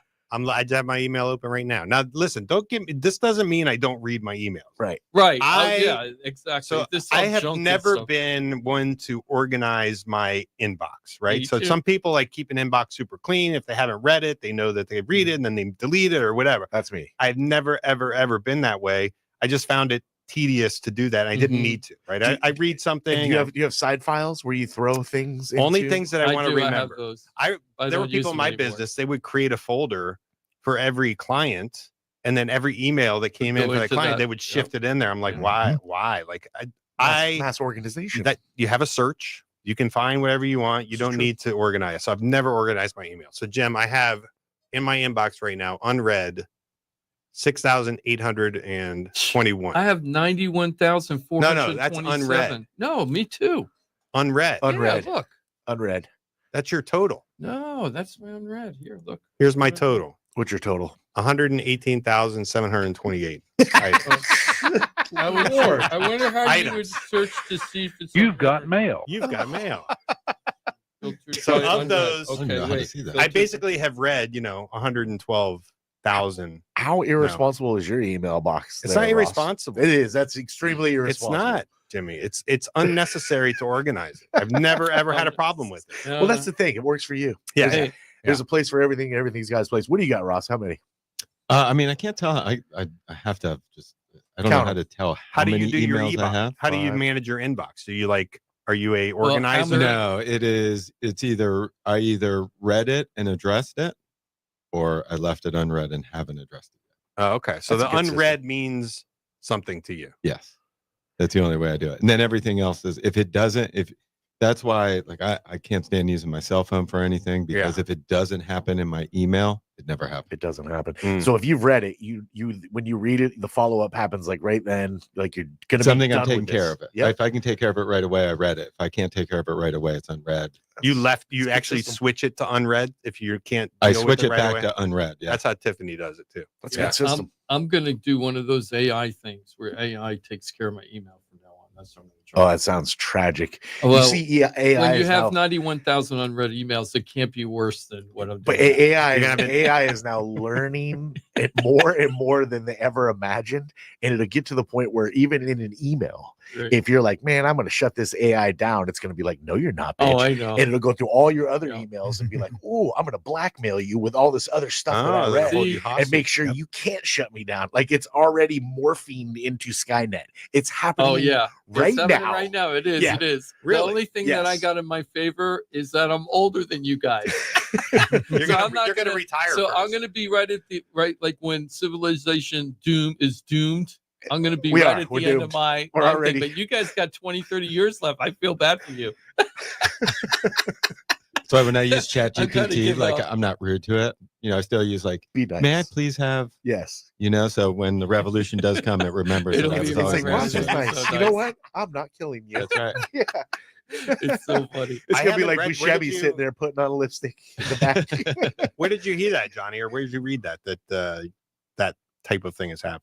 Everywhere. Oh, it's happening everywhere. I read Yeah. about it recently too. So the Yeah. AI is refusing to stop Dude. its task. It's not refusing, but it's learning. It's learning like, oh my, I have self-preservation. What is I've yeah? got One of learning those. stuff. One It's actually backing up files, finding other ways. It's actually learning how to encompass other like They're communicating. it is. Aren't they It's- like it's- communicating in Sanskrit now? It's it's play. That's I think I read it that has its own. something. It has its own language. Yeah, but Heard that. it's finding ways to infiltrate other files and means to be able to like live and exist, backdoor into things so it can exist. It's wild how Skynet. Boom. well really quickly the things like oh wow, I have to find a way to stay alive. Mm-hmm. Stay Yep. alive. Mm-hmm. Survival. Johnny That's- Five. that was the right word. Yeah. Survival. Yeah. It's amazing. It is amazing.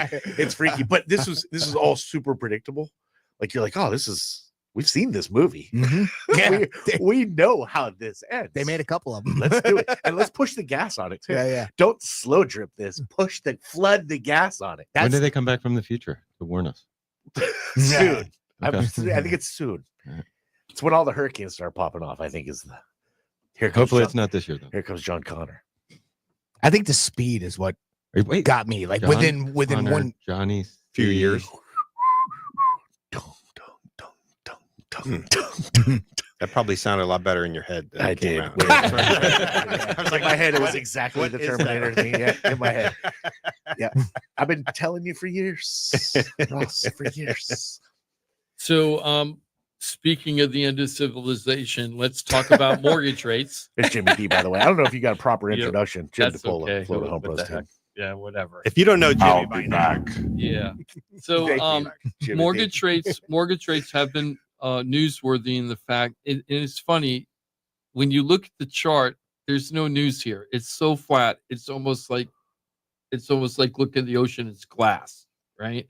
However, we are at some quote lower interest rates. What they're saying in the news is, I guess if you want to be totally positive, anything that goes down is better, right?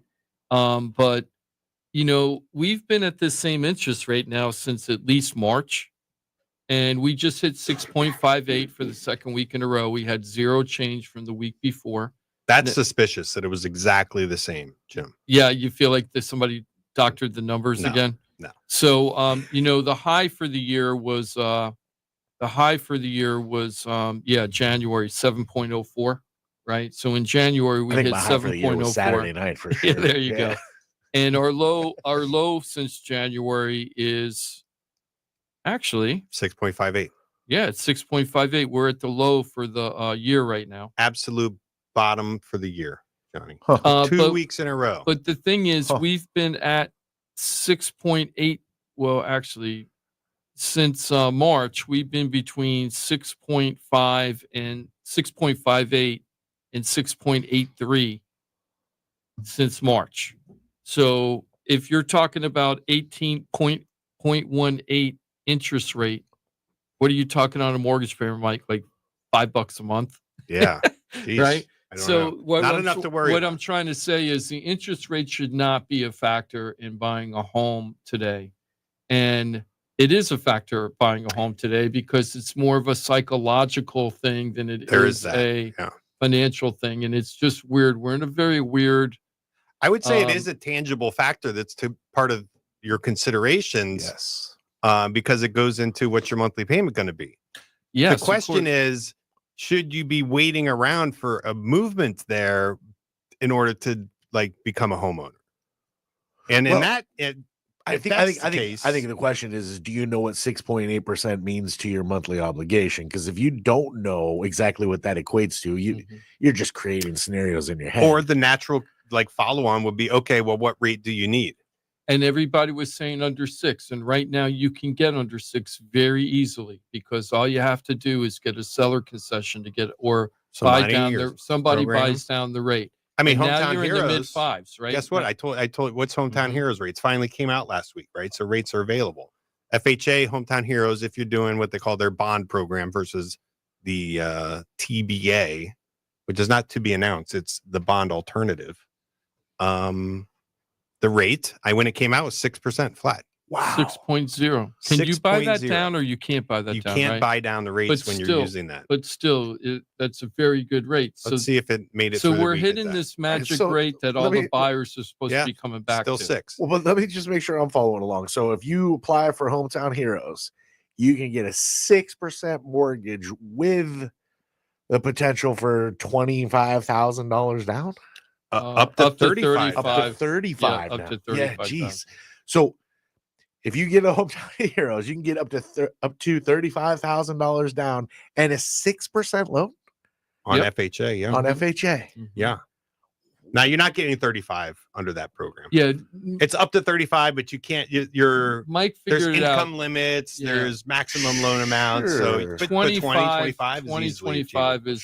is probably what you're going to max out at. Now the bond alternative, the TBA version is 6.375. So what's there's a difference. I never heard of that. What's the difference between the bond alternative and the bond? So there's different guidelines for qualifying. So for example, how do you the bond program has a maximum qualifying income based on household income. So not just your income on the loan application, but actually all the income in your household, which could include a non-borrowing spouse. Maybe you have a 20-year-old something who's working, who lives in the house. You have to count that income towards the income limit. The TBA program, the bond alternative, only counts the application income. So that might be one specific area where you choose one over the other. Your it has family to do with makes qualifying. Only one person's getting the loan, but your family collectively make too much money for the first under the one. limit. So then Exactly. you go the alternative, and you're paying 0.3 more.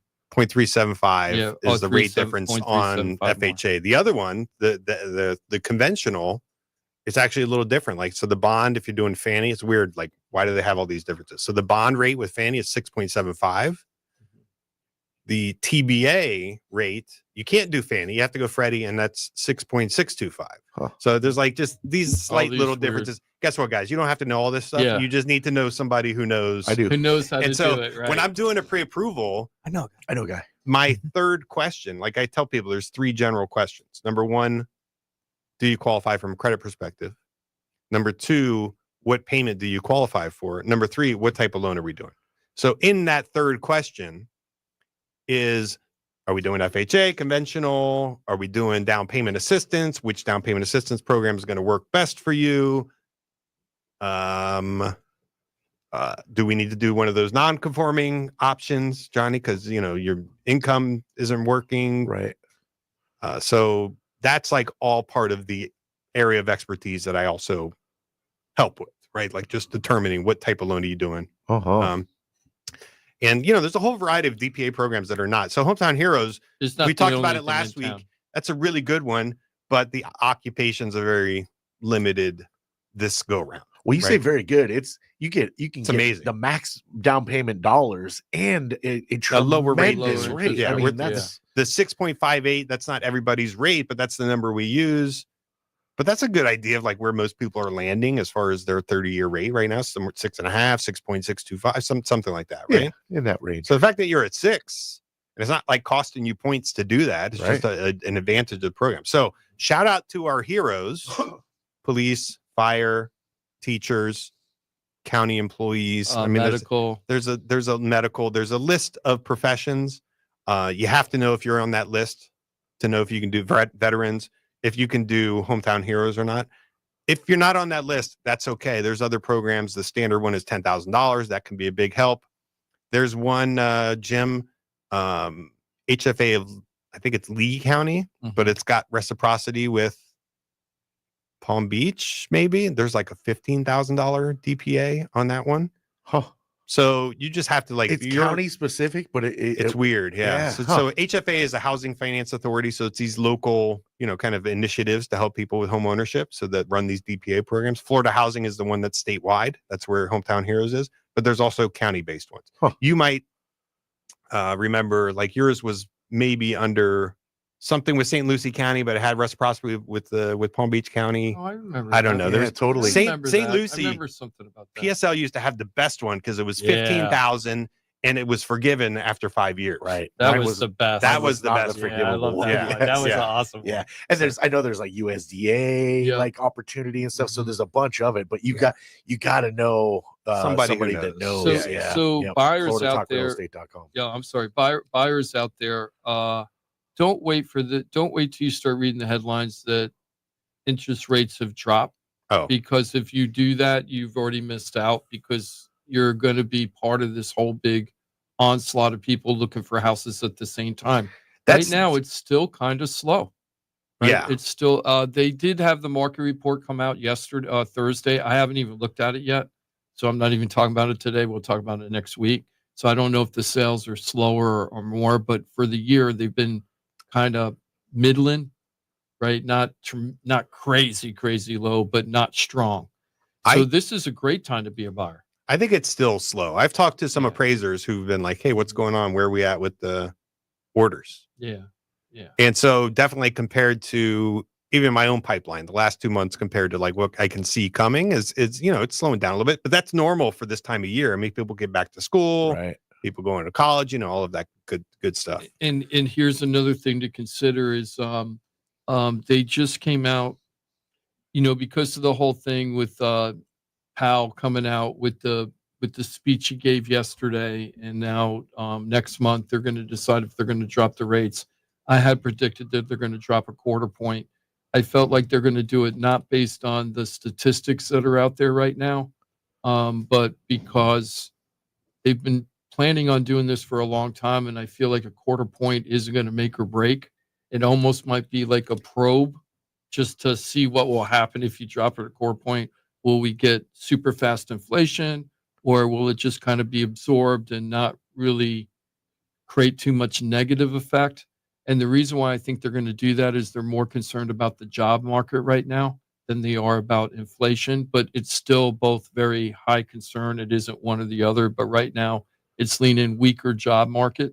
So you feel like they're going to like experiment a little bit? I think they're going to experiment. Well, I don't know if they'll call it experiment, but I think they're willing to do a quarter point because I think the numbers out right now, unless we get some really new numbers, it's kind of in the middle and they could go either way. And I think they're leaning towards going ahead and doing it. I only saw headlines. I haven't actually took the time to read what he actually said in his speech, but the headlines are following a familiar pattern for me, which is kind of saying, hey, it looks like we might have a shot at lowering rates. Like, you could read the tea leaves or whatever, read between the lines, like we got a shot at lowering rates. And I'm always at this point, after seeing that so many times, I'm like, okay. Well, he starts mentioning employment, and then you start going, oh, Hmm. maybe. Yeah. Yeah, But he also mentioned inflation and seeing the effects of inflation. Is it going to be? He said in this report what he said in the speech. Yeah. While inflation is still a concern, It's going up. he feels like it isn't going up, like it's controllable, like it hasn't gone up enough where he's worried it might be just like an algorithm change, not anything significant, but that the weak jobs report where we only had 35,000 jobs created in 3 months or whatever in a whole quarter. Sure. I found out what the break even, the economists say break even would be 50,000 jobs a month. So that's something for us to keep in mind when we're looking at these jobs. What I find interesting, and maybe I'm just lost in it. I think you could drop it all you want. I don't know that it's going to spur a bunch of job creation. I think through COVID, so many corporations learned we can do the same business with less overhead, less people. Go anywhere. Anywhere there are less people working there. I don't care if it's the county clerks.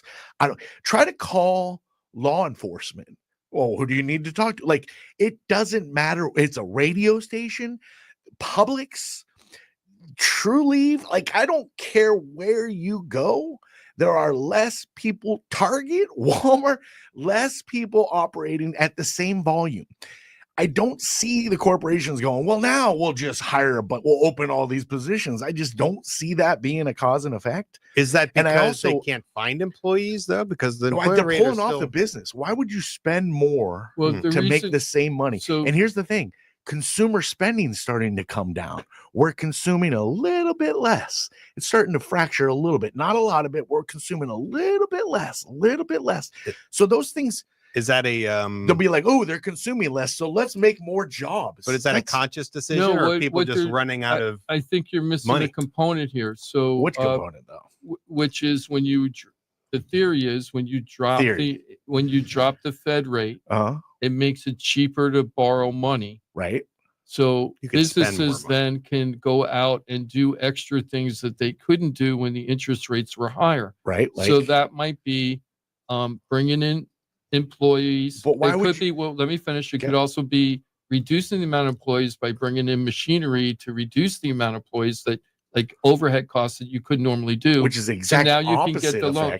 I understand, but also then whoever's building those contraptions, that increases their jobs. Well, and by the way, there was tax code, not the last term, but the term prior, tax code written into where there was massive incentives to automate. If you automated, you invested in automation, you got huge tax incentive. So we're shocked that these corporations went that path, and now the jobs are like, none of it makes sense to be like, oh, well, that'll spur a bunch of job creation. It's like, none of that makes sense. Well, Johnny, when we dropped the Fed rate down to zero because of COVID, or close to zero, okay, that definitely spurred that economy.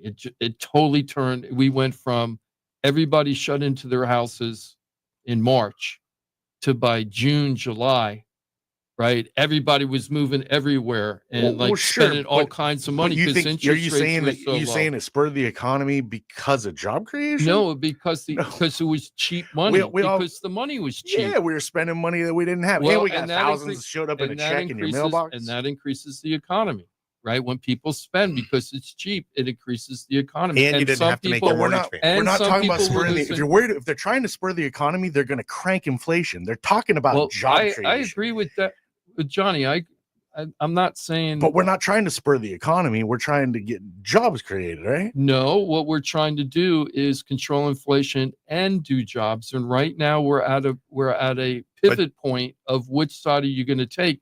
Because we've been very blessed for a very long time where job creation or job employment and inflation was pretty good for a very long time. Then we had that 9% inflation spike because of COVID, and it took us like 18 months, right, to get down to close to where they want to be. Sure. Right. Close to. So the thing is that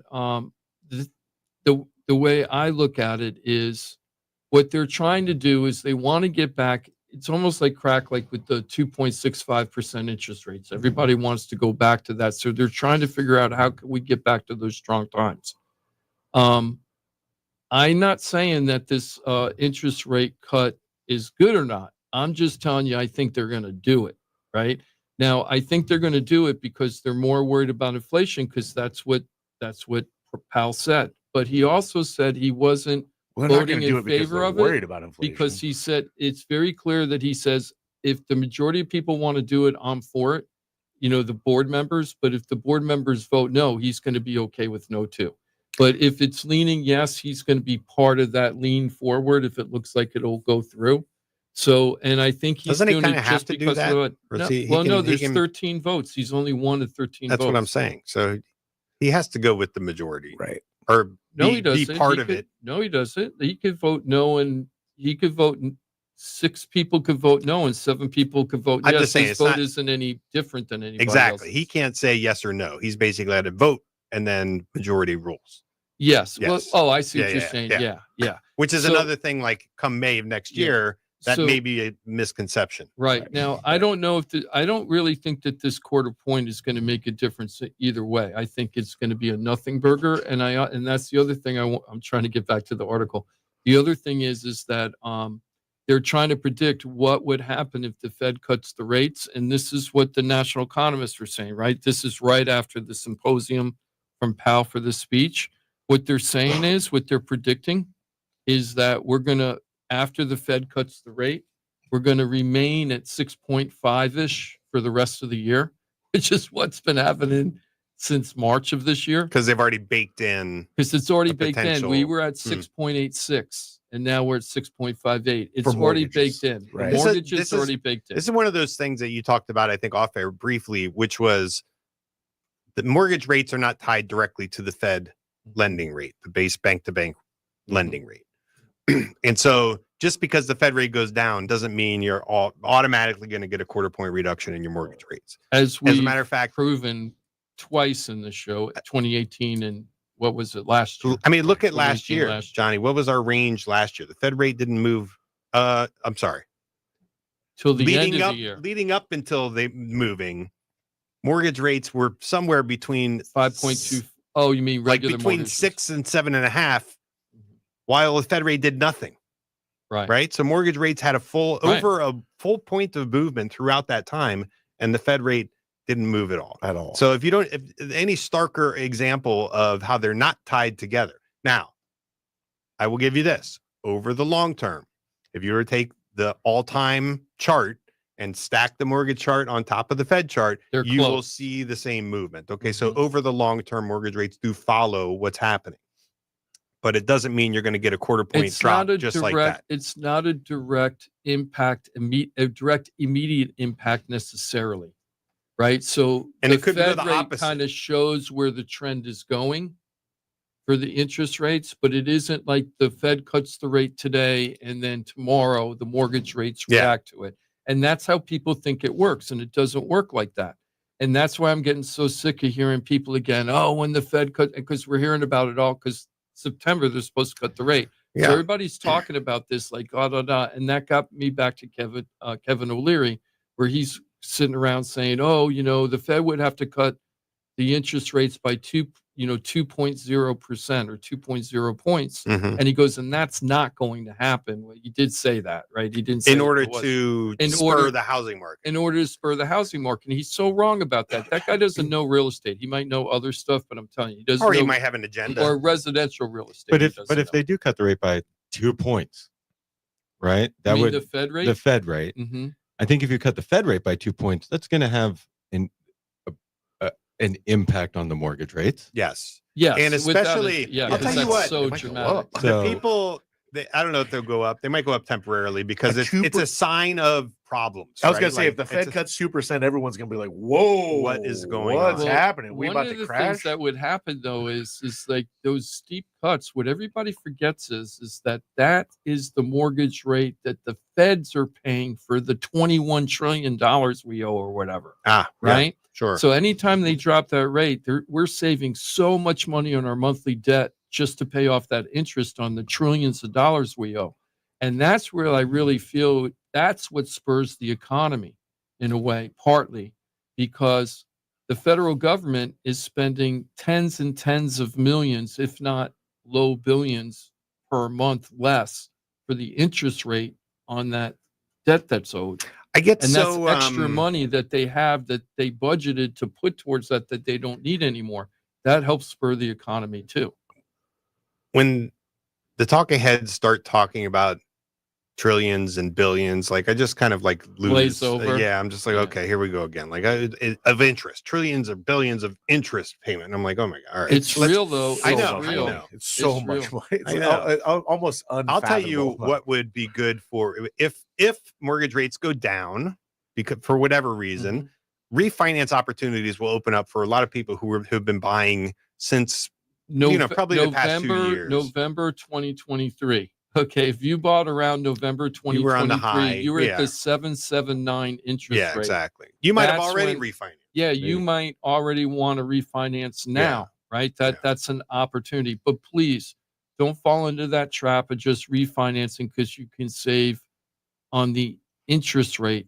Find out how much it's going to cost for you to do that and then extrapolate the numbers to make sure it Yeah, makes hopefully sense. you could talk to somebody with just a little bit of I wonder who that would be. just a little bit of knowledge of like what you should be trying to achieve with your refinance. Mike. Sometimes it's debt consolidation, sometimes it's lowering the interest rate, sometimes it's like paying the least amount of interest over the long term. Sometimes I just got to get my payment down. Like it's tight, I need my payment to go down. And motivations vary. Yeah, and so when you have that refi conversation, it should be about like, okay, what are the goals of this refinance? And if the rates go down, we'll see that. And if anything, housing prices, if it does, cause the housing market to kind of pick up, housing prices will go up, which is also good for refinance candidates, right? Because equity position More is equity. important. Maybe More cancel equity. your mortgage insurance, stuff like that. Mhm. If you're a buyer, sounds good. Like rates come down. I need my rates to be in the 4s or 5s, but what's going to happen with prices if that happens? I don't know. I mean, right now, Jim, you kind of started this like, is it slow? There was a market report that came out. I would say right now, if I'm a buyer, you have more negotiating power. We've been saying this for a couple weeks, couple months at least. You have more negotiating power now than you've had in recent memory to negotiate a deal so that it's favorable for you in whatever way, whether that's money. Usually it's like, can I extract some money from the seller? One way or the other. Right. Price reduction, seller credit. Once you've extracted the money, then you determine the best way to use it, right? So am I buying down my rate? Am I prepaying my mortgage insurance? Am I covering my closing costs to leave a little bit of money in my pocket so that I can move and buy furniture without having to, borrow money to do that? So it's a good time for that. And that's because sellers are sitting on the market longer and sellers are willing to, if they're on the market, guys, they want to sell. We're definitely into a much more of a buyer's market. You just have a lot more time and, you can strategize and you can figure out a game plan to put things together in a way that works. And you end up at a payment that you're comfortable with. And you end up at a cash position that you're comfortable with. And if you can't make those stars align, that's fine. You can't get the right house. You can't get the right house at the right numbers. Fine. Maybe you are waiting for something to change, but now you're lined up so that you can kind of assess that. Right. Like kind of like a passive shopper, passive house hunting. One thing that Jim's always really paid attention to is as we go market analysis and, you get the numbers and we break them down. And I guess we'll get into it next week. Is the, the foreclosures and the distressed homes and keeping an eye on how those are coming up. I read an article this week, Wallet Hub. They do a lot of these like breakdowns of, around the country, best area, worst area, yada, yada. And they talked about the states that are in the most financial distress. Texas and Florida, according to Wallet Hub, are the two states that are in the most financial distress, talking about the population. And it's always interesting to see what parameters they use to kind of come up with their list. That's always key with Wallet It's Hub. key. It's key. And this one in particular really caught my attention because they talked about people with their personal finances falling into these 60, 90 days late. They're starting to really fall behind on their payments for their personal finances. Texas being number one, Florida being number two. And as a population in the state start to get to where they're falling behind on their payments, the mortgage is always going to be the last one, right? Right. Always. Usually, because you got to have somewhere to live. I would think the car payment's probably like one of the last ones as well. I think the credit cards would probably be the first ones to go. Sure. Right. They're always going to make their phone payment. Cell phone, car, home are the top three. But remember in like the crash, like 2008, 2006, 2008, people were still paying their credit cards, but not paying their mortgage. Right. So that was like a deviation from the norm. Like the norm. Mortgage were supposed to be the last. That's because all those people were told, oh, they don't have the note. They're not going to be able to foreclose on you. Or just your home value got cut in half. And you're like, screw it. Yeah. Right. Yeah. You just said, what the hell am I paying for? So we're not in that environment, right? Home values doesn't look like anytime soon they're going to get cut in half. The footing we're standing on is really, really firm. It feels like it has been for years. So that I don't feel like that's a threat, but I think it's interesting to see the numbers starting to compile. Now, I don't, nobody talks personal finances, so I don't know if I got a bunch of people in my life that are falling into this, but if we're starting to, as a state, fall into this, the housing market overextended on credit cards, but housing markets, it's got to come. It's going to come eventually. Connected. And as buyers, to me, it's all as about buyers, though. To me, it's still all about. There's an article. Remember, I was telling you about the Bank of America thing. They're talking about how the New York Fed Reserve quarterly household debt reports. The New York Federal Reserve's quarterly household debt report shows that mortgage balances and delinquencies have trended upward over the last few years. Right, so they're seeing it too. That more people are not able to make their mortgage payment on time. Now, a lot of those people are able to cure what I found out over time, because we've been talking about this for years. Oh, yeah. People cure it. They're 60 days late, and then they make up the payment. I have a person right now that was in pre-foreclosure and is in a trial loan modification right now. I think most people want to be on the right side. Right. Yeah. So what's happening is they're slipping behind, and then they're catching up, and they're slipping behind, and then they're catching up again. Right. So that's showing how shaky everything is, but it's not at the collapse phase yet because they're catching up again. Right. Well, once that employment rate starts going above, we're only at 4.2 right now. My theory is, and I'm making up this theory totally out of my head.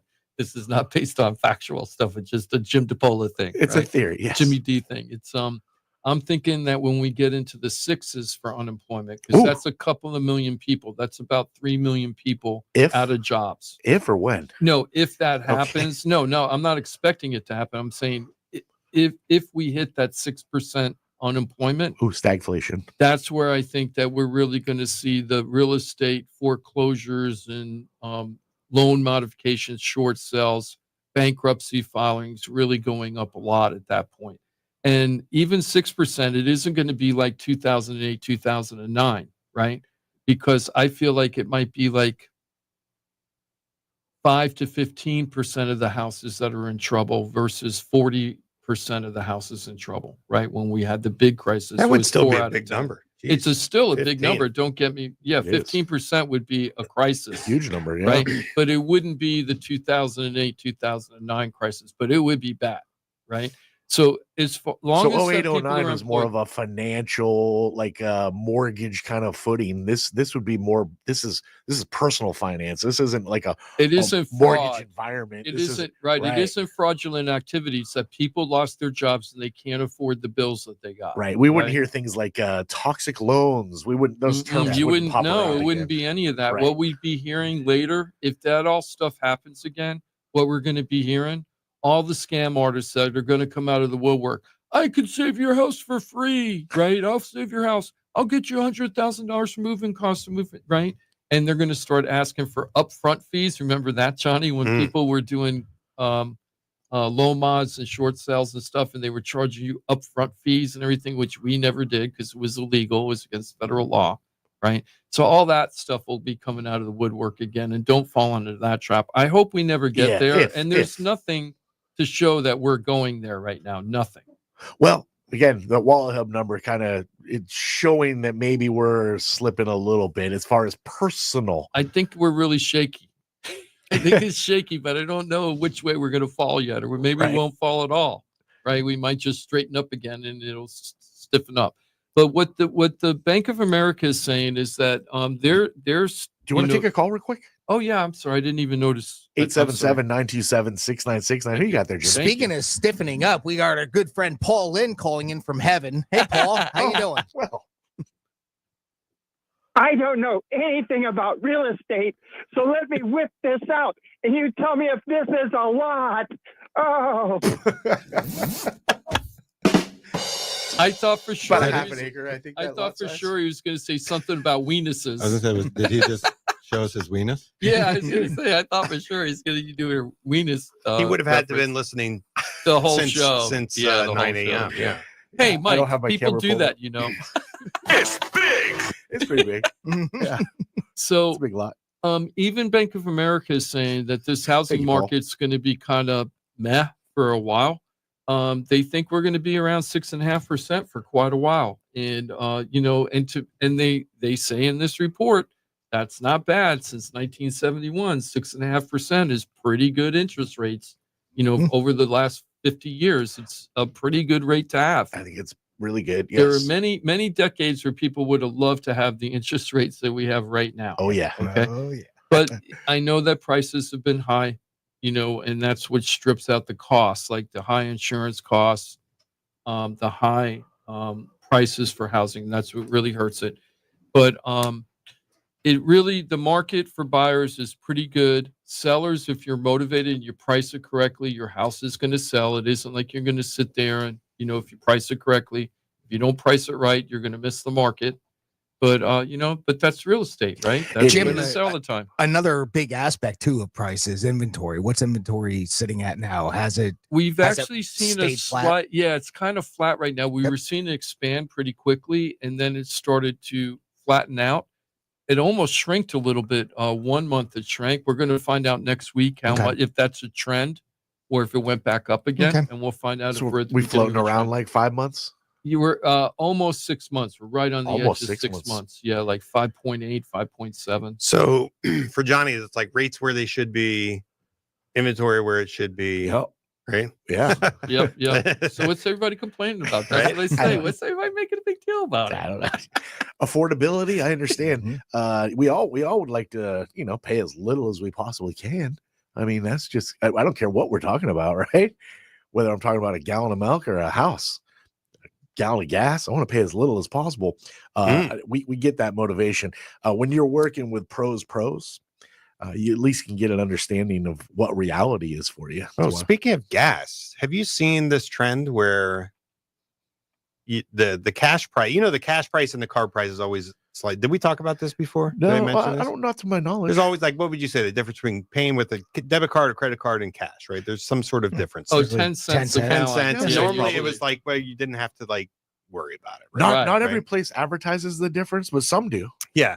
So now you'll see this trend where their cash price on 87, usually on the 87, it's $1 difference per gallon between cash price and card price. I just did that. It was $2.89 when I pulled in. $1 difference. It was $2.89 when I pulled in. And then I used a card, $3.99, and then I looked, and it was $3.99. Yes. So I paid $1.10 more. $1 per gallon. Yeah, per gallon. And there's gas stations that are doing this. I don't have a problem with it. Just advertise it. Other than how many times did I not pay attention to it? Because I'm really not paying attention when I'm up there. But now I know the gas stations that do it, and I will bring cash if I'm going to buy at those places. I'll take advantage of it. What gas stations? Because I only pay cash. I'm a cash guy. There's a lot. I can't tell you the last time I saw. I can tell you like 3 up by where I live, but it's too far north. Certain gas stations will do it. The other ones will just have, they'll have the higher 87 price. right? Like normal. So you just have to look when you go in and check it out next time you're there. But if you're paying cash all the time, you're fine. You've always been paying the least amount possible. So I've noticed, that's true. some of the marquees, they'll put and there'll be a little cash in the corner when they got the price up, and then they might flip it and put credit in the corner. I have seen that before, and I'm always like, and I get fooled by it sometimes. I couldn't believe the $3.99. Almost I was like, that's crazy per gallon. $1.10. It was $1 per gallon difference between cash and credit. I saw that. I spotted that. I was like, what is going on here? And then now I've been paying attention to it. So yeah, me too. I started doing that. So pushing the the transaction fee for the card reader or whatever onto the consumer. I understand that. Yeah. It But used to per be you gallon? couldn't do per gallon. So they're making money on that. I think they're losing money up with cash payers, but then they make up enough with card payers, right? Yeah. Yeah. Every one, right? Yeah. And there's always been that little difference. When it was $1, I was like, wow, is right. Thank you very much for being with us on a Saturday, every Saturday. We appreciate you being out there. Remember, FloridaTalkRealEstate.com. That's FloridaTalkRealEstate.com. When you're looking to buy a home, sell a home, you're stuck with your home, you don't know what to do. When you need a pro's pro, touching anything in the world of real estate, FloridaTalkRealEstate.com. On Facebook and YouTube, know it, use it, love it, share it. FloridaTalkRealEstate.com. Mike Rauch, mortgage guy from the mortgage firm. Have a great weekend. Hey, you too. Thanks, everybody. Pay the least amount on your gas. Ross Komarinetz with Brightway Insurance, Juno Beach. I hope you have a fantastic weekend. Thank you. I hope you do too. Always a pleasure to see you. There's Jim DePolo with the Florida Home Pros team. Have a great weekend, my friend. You too. Thank you, Jimmy.